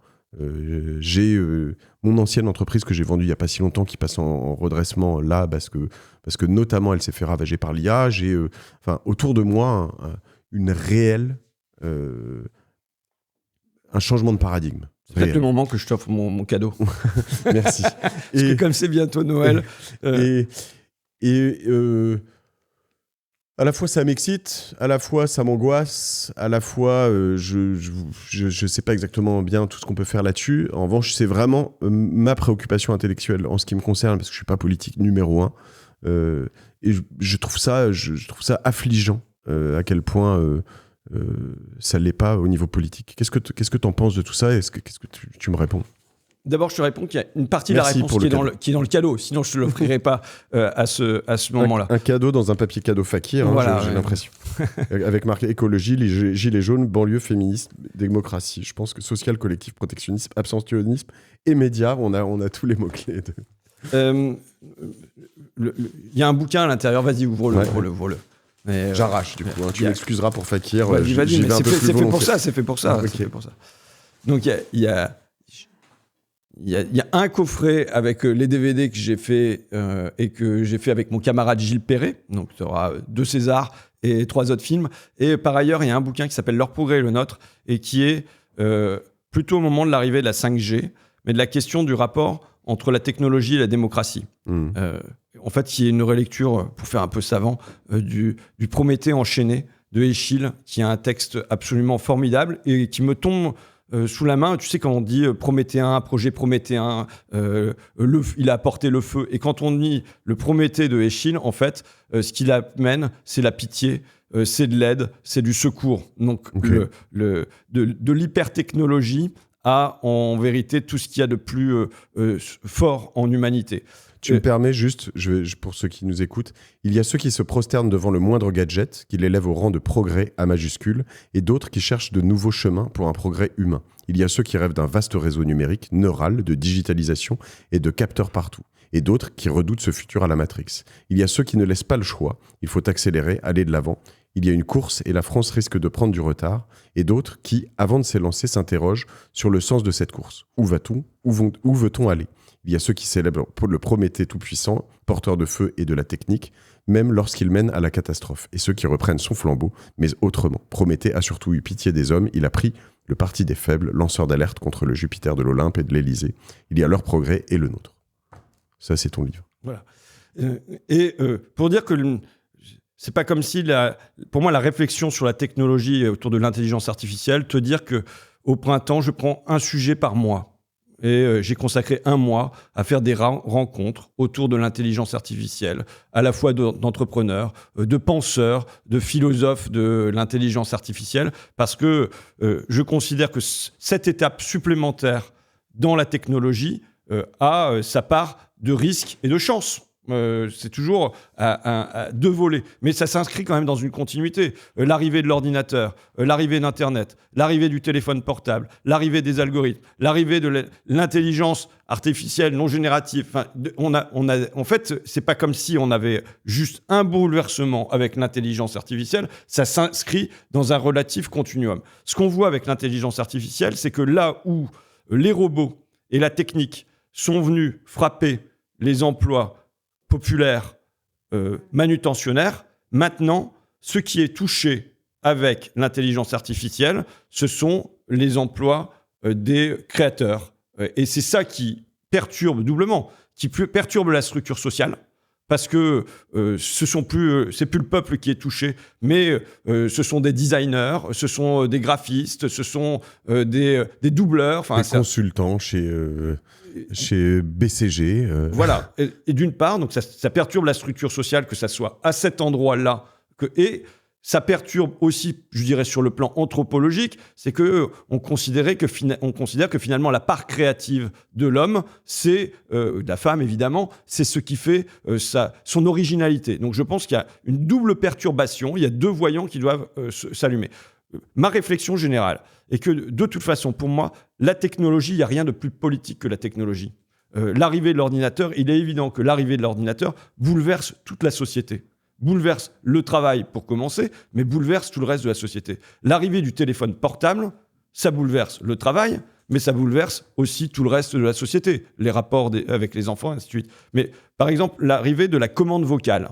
Tu vois, quand dans un atelier de logistique, auparavant, les gens, ils avaient leur papier et on leur disait, tu vas en A3, B5, C2, 4, 6. Et le gars, il y allait avec son papier sous les yeux, il se faisait son propre chemin. Et puis, au passage, il discutait avec le collègue qui croisait. Tiens, t'as vu, l'OM a gagné hier, et ainsi de suite. Bon, là, maintenant qu'il y a la commande vocale, il y a un casque sur les oreilles, ça se déplace, ça va beaucoup plus vite. Et c'est OK. Et donc, en fait, toute la part où il y avait quand même un peu d'imagination dans le travail. Auparavant, il restait de l'imagination, on se faisait son propre chemin. Et il restait de la part d'échange quand on croisait un collègue, tandis que là, on est chacun dans sa bulle. Il faut bien voir que l'arrivée de la commande vocale vient éliminer ce qui sont les à côté du travail, en dehors de la tâche, et que ça change un métier comme celui-là. Et le problème, c'est que l'arrivée de cette commande vocale se fait sans le passage par la case de la démocratie. C'est-à-dire qu'il n'y a aucun moment où il y a une discussion dans l'entreprise sur comment on va utiliser ça, quelles sont les contreparties que vous allez pouvoir avoir. Et je pense que toute technologie doit arriver dans la société en étant passée par la case de la démocratie. En étant passée par la case de la démocratie au travail, mais aussi par la case de la démocratie. Alors, si on estime que l'Assemblée n'est pas... Je suis d'accord, François, avec toi, en théorie. Pardon, je te coupe, mais je suis d'accord avec toi en théorie. Je veux dire, en fait, techniquement, aujourd'hui, tu as 8, 10, 15 personnes qui décident de l'avenir de l'IA dans le monde. dans lequel il y a un risque. Tu vois, Prométhée, tout ça, je suis d'accord. Je veux dire, on peut pas le nier. Il y a un risque autour de l'IA. Il y a un risque de... et les plus grands connaisseurs américains, je suis pas juste, moi, dans la théorie du complot, et chinois le voient et en parlent. Ils deviennent même vocaux là-dessus aujourd'hui, en 2025, à l'aube de 2026. Donc, ok, maintenant, on peut dire, nous, en France, non mais super, François Ruffin, il va être président, il va devenir... et puis il va dire, on va se mettre autour de la table, puis on va dire, on n'y va pas sur l'IA, ou on n'y va pas autant que ça, ou on fait pas ça. Mais derrière, tu auras des Chinois, des Russes et des Américains qui vont y aller avec potentiellement... aussi un risque d'avoir des bonnes choses qui en sortent, potentiellement une IA qui est tellement forte, parce que c'est quand même en train d'arriver, c'est vraiment en train d'arriver, on le vit nous au quotidien, qui accélère tout, qui fait que la santé, les médicaments, la défense, et nous on sera un nain au milieu de tout ça, et est-ce que juste on n'est pas collé là-dedans? Quand je te disais qu'au printemps, j'ai fait ces rencontres, la question que je posais à tous mes interlocuteurs, c'est à quoi ça sert? Et je pense que c'est la première des questions à se poser. À quoi ça sert et à quoi on veut que ça serve? Et moi, je ne suis pas un opposant à la technologie. Et même à l'intelligence artificielle, je n'y suis pas un opposant. Simplement, je souhaite qu'on décide ensemble de à quoi ça peut nous servir. Est-ce que ce sont des gains de productivité? Si oui, dans quel métier? Qu'est-ce que ça va éliminer? Ou est-ce qu'on considère qu'il y a de la part créative qui doit continuer à être maintenue? Mais il y a un ouvrage de Karl Polanyi qui s'appelle La Grande Transformation, où l'une des remarques qu'il a, c'est que ne serait-ce que la durée qu'on met à accepter un changement, ça permet à être mieux adapté au changement. Donc ne serait-ce que de se demander comment on temporise, ça fait qu'on a moins de brutalité dans une société qui subit déjà des changements en série. Mais alors, est-ce que c'est pour la médecine? Si c'est pour la médecine, est-ce que ça élimine les médecins? Par exemple, tu vois, la manière dont s'est mis en place le service numérique dans notre pays, je pense que le numérique, c'est vachement bien. Ça peut être utile, c'est évident. Tu n'aurais pas ton émission. Moi, j'aurais rêvé de lancer Fakir pendant qu'il y avait cet environnement numérique. Je n'étais pas obligé d'aller distribuer du papier partout, même si ça a son charme. Bon, mais la manière dont ça a été mis en œuvre, et où on a dit, bon, puisqu'il y a du numérique, il n'y a plus besoin qu'il y ait d'accueil physique, j'ai vu le malheur que ça produit chez un certain nombre de personnes. Mais tu vois, si... pardon, j'ai des anglicismes, j'ai envie de dire, je te comprends. I feel you, tu vois, je suis vraiment là-dessus avec toi. Cependant, je vais prendre deux analogies. Moi, je trouve que certains robots et bras articulés qui viennent choper des choses sur des chaînes de production, c'est quand même mieux que des gens qui s'emmerdent à faire le même geste toute la journée, qui a un job potentiellement affreux. Donc ça, c'est super. En revanche, en effet, t'enlèves du lien entre potentiellement des ouvriers et des cols bleus, pardon, de mettre ce vieux terme là-dessus, mais qui ont aussi des liens sociaux qui se font à l'usine, et c'est très bien, mais voilà.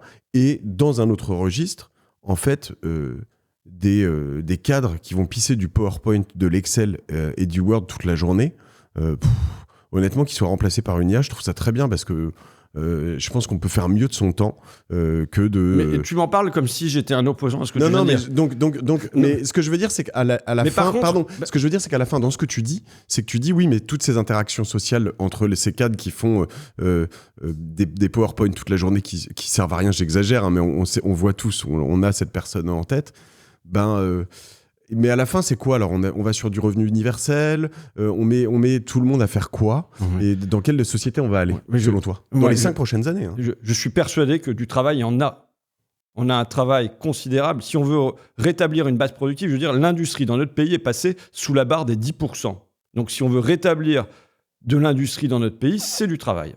Si demain, on veut une agriculture avec moins d'intrants chimiques, moins d'intrants mécaniques, ça veut dire qu'il va falloir aller ramasser les poireaux. C'est du travail. Si demain, on veut en finir avec les 5 millions de passoires thermiques de notre pays, parce que c'est du perdant, perdant, perdant, perdant. C'est perdant pour la planète, évidemment, avec les gaz à effet de serre. Quand on chauffe le ciel. C'est perdant, y compris pour notre déficit commercial, parce que c'est l'importation du gaz et du pétrole, qu'on ne sait plus où on va aller l'acheter, sinon aux Américains désormais. Mais si on veut faire tout ça, si on veut affronter le défi démographique, qui est considérable, où on a de moins en moins de personnes en âge de travailler et de plus en plus de personnes âgées dont il faut s'occuper, tout ça, c'est pas vrai que c'est des robots et l'intelligence artificielle qui va s'en charger. Non, mais tu vois, l'industrie, moi, j'ai vu une Dark Factory en Chine il y a un mois, dans laquelle ils faisaient des piles. Il y a 44 lignes de production, il y a 8 millions de piles qui sortent tous les jours, il n'y a pas un ouvrier. C'est peut-être un cas, mais tu vois, à la fois, moi, quand je t'écoute, le monde où on va avoir des Français qui vont ramasser des poireaux, moi, il me fait pas rêver, tu vois. Mais je te dis pas que ça fait rêver. Je te dis qu'il va falloir dire ce qu'on veut. Et que si on veut que dans l'agriculture, il y ait moins d'intrants chimiques et mécaniques, eh ben, il va falloir qu'il y ait des paysans. Si on veut que demain, on s'occupe de nos personnes âgées, parce qu'il va y en avoir de plus en plus, eh ben, il va falloir des hommes et des femmes pour faire ça. Okay. Et je te dis que on est dans une société où il y a du travail, il en reste, et il va en rester. Et c'est pas vrai que l'intelligence artificielle et le numérique ou les robots, tu vois. Moi, j'ai pas de problème. Enfin, j'ai pas de problème à ce qu'on installe des robots dans les entreprises. Et ça n'a pas été le grand facteur d'élimination de la main-d'œuvre. Le grand facteur a été les délocalisations, c'est-à-dire d'aller produire dans les dark factories chinoises. Et je ne te dis pas qu'on va tout rapatrier dans notre pays. Je pense qu'il faut identifier les 100 produits qu'on considère comme stratégiques, panneaux photovoltaïques parce que c'est l'avenir, et je le mentionne parce qu'on est plus fichu de produire du panneau photovoltaïque non seulement en France, mais même en Europe. Et ça, on décide de le rapatrier. Tu connais Benoît Le Meillan, parce que c'est pas très loin de la Somme. Tu es allé voir la Gigafactory qui a ouvert à Dunkerque? Non, j'y suis pas allé. Je te le présenterai si ça t'intéresse. D'accord. Toi qui aimes bien voir des entrepreneurs, c'est un type super. Je pense que là aussi, on a un sujet intéressant. Sur la défense aussi, peut-être un peu des choses à faire. Qu'est-ce que tu penses de tout ça, toi? Il faut réinvestir massivement dans l'armée. D'abord, se dire pourquoi la France a réussi à préserver son industrie de défense, même de manière pas microscopique, mais de manière, on dit bonsaï. On dit qu'on a une armée bonsaï, c'est-à-dire qui fait en petit. Mais pourquoi? Parce qu'on a refusé, sur le secteur de la défense, ce qu'on a accepté pour tout le reste, à savoir... parce que demain j'enregistre avec le général Pierre de Villiers. Je pense que tu vois, il dira pas exactement ce que tu es en train de dire, quoi. Sur l'industrie de la défense? Non, sur l'industrie un peu, mais sur le volume. Enfin, on a juste raboté complètement les budgets. C'est bonsaï. On dit bonsaï. C'est en petit. Donc on a tout en petit. Enfin, on a beaucoup, mais en petit. Mais sur l'industrie, pourquoi on a maintenu une industrie de défense dans notre pays? Parce qu'on s'est affranchi des règles de Bruxelles, en l'occurrence, qu'on ne s'est pas dit c'est de la concurrence, qu'on va aller chercher le moins cher, et tant pis si le moins cher est ailleurs, et parce qu'on a accepté qu'il y ait à la direction de l'armement des pilotes qui disent, bah voilà, on va avoir besoin de ça, on va avoir besoin de ça, on va avoir besoin de ça. Donc se dire que si jamais on veut une industrie dans notre pays, ça réclame de s'affranchir d'un certain nombre de règles. Et que si on a préservé cette base-là, une base qui doit nous permettre de faire renaître une industrie de défense qui assure notre souveraineté. Parce que se placer sous le parapluie américain n'a jamais été, moi, mon idéal, et ça l'est encore moins quand ce parapluie est tenu par un Donald Trump qui est prêt à le faire flancher à tout moment. Donc, aujourd'hui, qu'on se dise, mais on n'aura pas d'industrie de défense si on n'a pas d'industrie tout court. Si, par exemple, on laisse partir Arcelor là, et qu'on accepte que l'acier soit plus fabriqué en France ou en Europe, mais... comment vous allez produire des chars, comment vous allez produire des camions derrière si vous n'avez pas cette possibilité de produire de l'acier. Et ça demande, oui, ce qu'on a fait sur l'armée, sur la défense, sur l'industrie de défense, ça demande à ce que ces instruments-là, qui ont été des instruments qui ont été utilisés pendant des décennies, hein. On les a abandonnés avec l'Europe à partir des années 80, mais ce sont des instruments de défense commerciale. Moi, je suis très pro-européen. Cependant, j'ai juste l'impression que, tu vois, on parle d'une voiture avec 27 pilotes, c'est un peu ça. Ça fonctionne pas, cette histoire. Alors, tout ce que tu dis là, en fait, c'est bon, on est pro-européen, mais en fait, c'est bien, faut pas écouter l'Europe et faire nos trucs, et puis pas subir les règles qu'on nous impose. Il y a un truc qui vient, qui est pareil, je dirais peut-être un discours de droite, si je dois schématiser encore, mais qui est juste des normes partout. on te met trop de normes, et toi, à la fois, tu me dis, je suis marxiste et je veux défendre un peu le travail. Et donc, c'est un peu des normes, en tout cas, sur le travail. Alors, moi, je dis pas qu'il faut pas de normes là-dessus, hein, mais comment on se positionne dans tout ça ? Parce que, est-ce qu'il faut faire péter toutes les normes ? Est-ce qu'il faut reprendre tout à zéro ?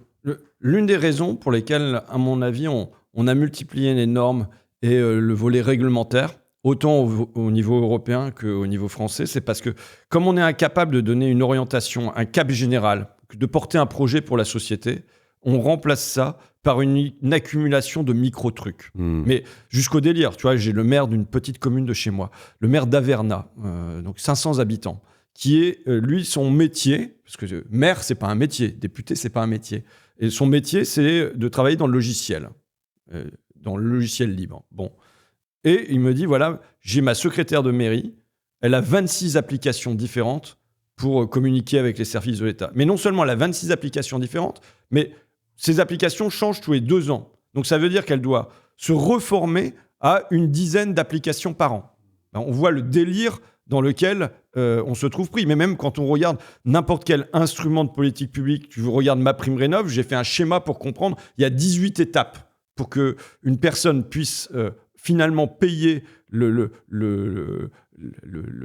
couvreur, ouais. le maçon, le plombier qui sont Moi, j'ai venus faire les abandonné, j'ai travaux rénové chez un elle. truc, du coup, j'ai pas pris la prime. Il y a 18 étapes. Pourquoi ? Parce que plutôt que de dire, bah voilà, on met le pognon, vous allez régler, on met des tas d'interlocuteurs au milieu auxquels l'État n'a pas complètement confiance, donc il multiplie les étapes de contrôle et tu te retrouves avec une gigantesque usine à gaz. Je suis favorable, moi, à ce qu'on ait des grandes règles. Il nous faut des grandes règles. Tu vois, quand tu parles du travail, moi, je suis pour un salaire minimum. Je suis pour une durée maximum de travail. À combien ? Suis pour bah oui, non, 15 heures comme... Non, mais moi, tu auras compris que j'ai une vision qui est que les Français, tous les habitants de notre pays doivent pouvoir vivre de leur travail, bien en vivre, pas en survivre, et bien le vivre, mais que ça suppose qu'il y ait du travail. Par contre, on doit pouvoir avoir de la joie. Tu vois, la question de la joie, la question du bonheur. Aujourd'hui, on est tellement écrasé par... la phrase... L'autre phrase de Baudelaire, quand le ciel bas et lourd pèse comme un couvercle. On a l'impression d'être dans ce temps d'étouffement-là. Et c'est juste, bah voilà, tout est pollué, on va mourir, la société vieillit, on a du déficit. J'ai invité, d'ailleurs, j'adorerais que tu viennes l'année prochaine, mais j'ai invité un certain nombre de mes invités de Génération Do It Yourself dans un Club Med à Tignes pour 2-3 jours et échanger là-dessus. Et il y a quand même un truc qui est sorti à la fin, certains qui me disent, mais nous, on se bat, tu vois, on s'entraîne, on se bat, etc. Ils faisaient l'analogie au football, mais on a quand même vraiment l'impression en ce moment d'être dans une équipe de losers. Et ça saoule, quoi. Et moi, je trouve que c'est assez vrai. Je veux dire, on se regarde tous, il y a eu ce moment des JO qui était super. Et puis derrière, allez, bon, on est des losers, mais on se bat quand même parce que voilà, c'est un peu relou, quoi. Mais tu vois, la question de la joie, aujourd'hui, c'est comme si de venir proposer que ça aille un peu mieux dans la société et qu'il y ait du progrès pour les gens, c'était devenu une utopie complètement irréaliste. Il faut le proposer. La question de le travail, pour moi, être au travail, ça veut dire pouvoir éprouver de la joie, ne serait-ce que de la joie de son utilité au travail. Et que la gauche parle des salaires et des horaires, c'est une chose, mais quel est le contenu du travail ? Qu'est-ce qu'on y fait ? Est-ce qu'on y est bien ? Est-ce qu'on n'y est pas bien ? Pour moi, c'est une grande question. Et je pense que les défis que j'ai énoncés, on ne les remplira que par la joie. C'est pas vrai qu'on les remplira par davantage de souffrance, davantage d'endurance. Le mot effort ne me fait pas peur. Moi, j'ai une vie d'effort. Mais l'effort, il y a le réconfort après, il y a de la joie dans l'effort. Et donc là, on a un discours un peu doloriste, je trouve, des dirigeants politiques et économiques qui disent que bah voilà, il faut du courage, et on va courber les chines et sans courbe. Non, c'est pas vrai. C'est pas vrai que dans notre histoire, on arrive à gagner en étant doloriste et en étant dans la douleur. On arrive parce que, au contraire, on a des étincelles de joie qui fait que on trouve de l'énergie, pas dans la dépression. On trouve de l'énergie dans la joie. 100%. François, j'ai plus beaucoup de temps. C'est moi qui vais devoir ne pas profiter du temps restant, mais j'ai quelques questions rapides. Moi, j'ai un truc quand même que je voulais dire dans cette émission, si je puis me permettre. Je t'en prie. Parce que dans les papiers, tu décris des hommes, que tu reçois des hommes qui se construisent par eux-mêmes. Je peux me présenter en partie comme étant un self-made man pour le faire à l'américaine. Do it yourself, il y a le yourself, vous le faites vous-même. Il y a l'aspect bricoler son destin qui moi aussi me plaît bien. Mais je veux dire que c'est pas vrai qu'on se fait seulement par soi-même. On est toujours appuyé sur la société. Moi, je ne veux pas me présenter en héros. Je sais tout ce que je dois à ma famille, qui ont eu leur Tanguy à la maison, qui ne savaient pas ce qu'il allait se faire de sa vie, qui étaient dans le doute, dans l'incertitude. Et j'ai mes parents qui ont accepté d'avoir quelque part ce boulet à domicile. J'ai eu l'université de Picardie-Gilles Verne qui m'a envoyé pendant 1 an aux États-Unis comme lecteur à l'université du Texas où j'ai pris confiance en moi parce que j'étais face à des élèves et j'étais payé pour faire ça. Et donc voilà, ça donne de la confiance. Et même le fait que quand je lance mon journal, il y a des lois qui ont été établies sur la presse qui permettent que le petit canard il soit bien traité et qu'il n'y en ait pas que pour les journaux de Bolloré ou de Bernard Arnault, tu vois. Et donc, je demande simplement aux entrepreneurs qui nous écoutent, j'avais une discussion avec Cynthia Fleury, je ne sais pas si tu vois qui c'est, une philosophe, qui me disait, c'était autour des métiers du lien. Elle me disait, mais finalement, tu sais, tout le monde est assisté. Et en fait, c'est ceux qui se présentent comme étant les plus autonomes, les plus indépendants, qui sont le plus assistés dans leur journée. Moi, quand je prends le métro, je suis assisté par le chauffeur du métro. Moi, là, il n'y a pas de chauffeur. Mais enfin, si on prend le taxi, si on va au restaurant, en fait, on a tous des services qui sont mis à notre disposition. Et je voudrais juste qu'il y ait une conscience partagée de ça. Parce que moi, ce que je veux dire, c'est que sur Do It Yourself et le message que je veux faire passer dans tout ça, et je suis encore une fois très d'accord avec ce que tu dis, et tu as raison.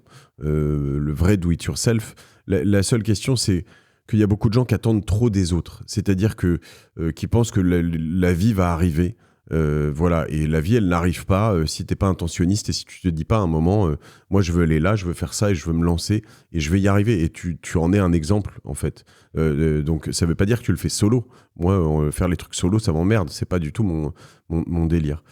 J'ai quand même 2 petites questions et en plus je vais vraiment être en retard, il y a beaucoup de choses. Je vais avoir besoin de réponses très courtes, mais j'ai adoré aujourd'hui le fait que tu me dises finalement chez un tel, plein d'adversaires politiques, tu trouves des bonnes idées, t'es d'accord, etc. Ce que j'entends quand même assez rarement, parce que l'assumer, voilà. T'as lu le livre de Jordan Bardella ? Je l'ai pas lu, moi. Hein. J'ai lu le premier, et j'en avais établi une critique, à savoir qu'il parlait que de Marine Le Pen, des cadres du RN, des gens qu'il avait rencontrés dans les médias, mais que la France n'existait pas. Il y a des choses pour avoir le témoignage d'un Français, il fallait attendre la page 128, et donc voilà, il y avait un oubli de la France, et je pense qu'il a lu ma critique littéraire, et que son 2e livre est un livre de réponse à ça, où il ne fait que donner à l'inverse la parole aux Français. Il y a des choses sur lesquelles tu es d'accord avec Jordan Bardella ? Je pense qu'on a quand même un désaccord majeur sur qu'est-ce que c'est la France, quoi. Qu'est-ce que c'est la France ? Comment on fait ? Tu vois, par exemple, comment le passage que j'avais préféré dans son premier livre, c'était qu'il racontait comment ses grands-parents étaient italiens, étaient arrivés dans notre pays, et comment ils avaient eu du travail, comment ils avaient eu un logement, comment son grand-père étant décédé entre-temps, mais sa grand-mère avait eu des papiers, et il disait, voilà, ça marchait très bien pour les Italiens. Et en fait, on se dit, mais pourquoi ça marcherait pas pour les suivants ? À partir du moment où il y a du travail. Le travail, c'est une clé de l'intégration, y compris pour... Alors, il y a 2 clés de l'intégration. Il y a le travail, il y a l'amour. Je le signalais quand même. L'amour, en fait, c'est le grand truc qui permet aux gens de s'intégrer. C'est 1/3 des personnes immigrées qui se marient avec des personnes qui ne sont pas ni avec des parents, ni avec des grands-parents d'origine étrangère. Et c'est à la première génération, et c'est 2/3 à la 2e génération. Donc en fait, je crois au travail et je crois à l'amour pour l'intégration dans la société. J'avais plein d'autres questions, mais évidemment, j'ai plus le temps. On va orienter tous nos auditeurs qui n'ont pas regardé à aller regarder en effet cette dernière vidéo avec Sarah qui s'appelle Au boulot. Regardez ça, c'est disponible sur plein de plateformes.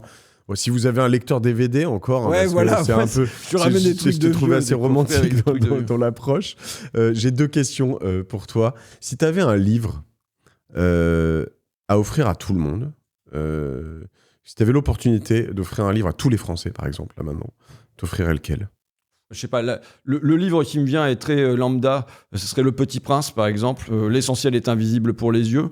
Donc je pense comme ça fonctionne sous forme de parabole, il y a plein de choses qui peuvent se lire à tous âges et avec des degrés de lecture qui sont des degrés de lecture différents. Mais après, j'ai eu des tas de livres qui m'ont marqué. Les Rital de François Cavana, c'est un livre qui m'a marqué. Des souris et des hommes de Steinbeck. Que je n'ai pas lu, je crois d'ailleurs. Mais il faut lire. Alors, okay, tu vois, à toi en tout cas, je dirais, lis Des souris et des hommes. C'est un récit qui est très bref et qui est... ce sera dans ma liste. Si tu avais l'occasion de rencontrer François Ruffin à l'université d'Amiens et que tu pouvais lui parler, qu'est-ce que tu lui dirais ? Je pense que je lui dirais garde courage. T'as jamais perdu courage, si ? Je pense que j'étais assez découragé. Je pense que même dans ce que tu dis tout à l'heure sur les gens qui veulent pas se prendre en main et ainsi de suite, j'étais peut-être ça. Parce que je voyais tout en noir, je voyais pas le chemin, je voyais pas qu'est-ce que ça serait le bout de mon tunnel, et j'avais pas envie de devenir prof, en tout cas pas tout de suite. Et je me demandais comment j'allais faire de ma vie une aventure, et je voyais pas. Et je pense que le François Ruffin de 20 ans, il serait... Tu sais, même quand il m'arrive des tas d'ennuis, et en politique, il t'en arrive tout le temps. Quand tu fais des choses, il t'arrive toujours des tas d'ennuis. Je me dis, ma phrase qui me revient, c'est « j'aurais toujours vécu ça ». Tu vois, j'aurais toujours vécu ça. Même quand c'est des paquets de merde qui se tombent sur la tête, c'est une forme d'aventure de surnager là-dedans. Donc, je dirais au François Ruffin de 20 ans, t'inquiète pas, tu vas en vivre des choses, quoi.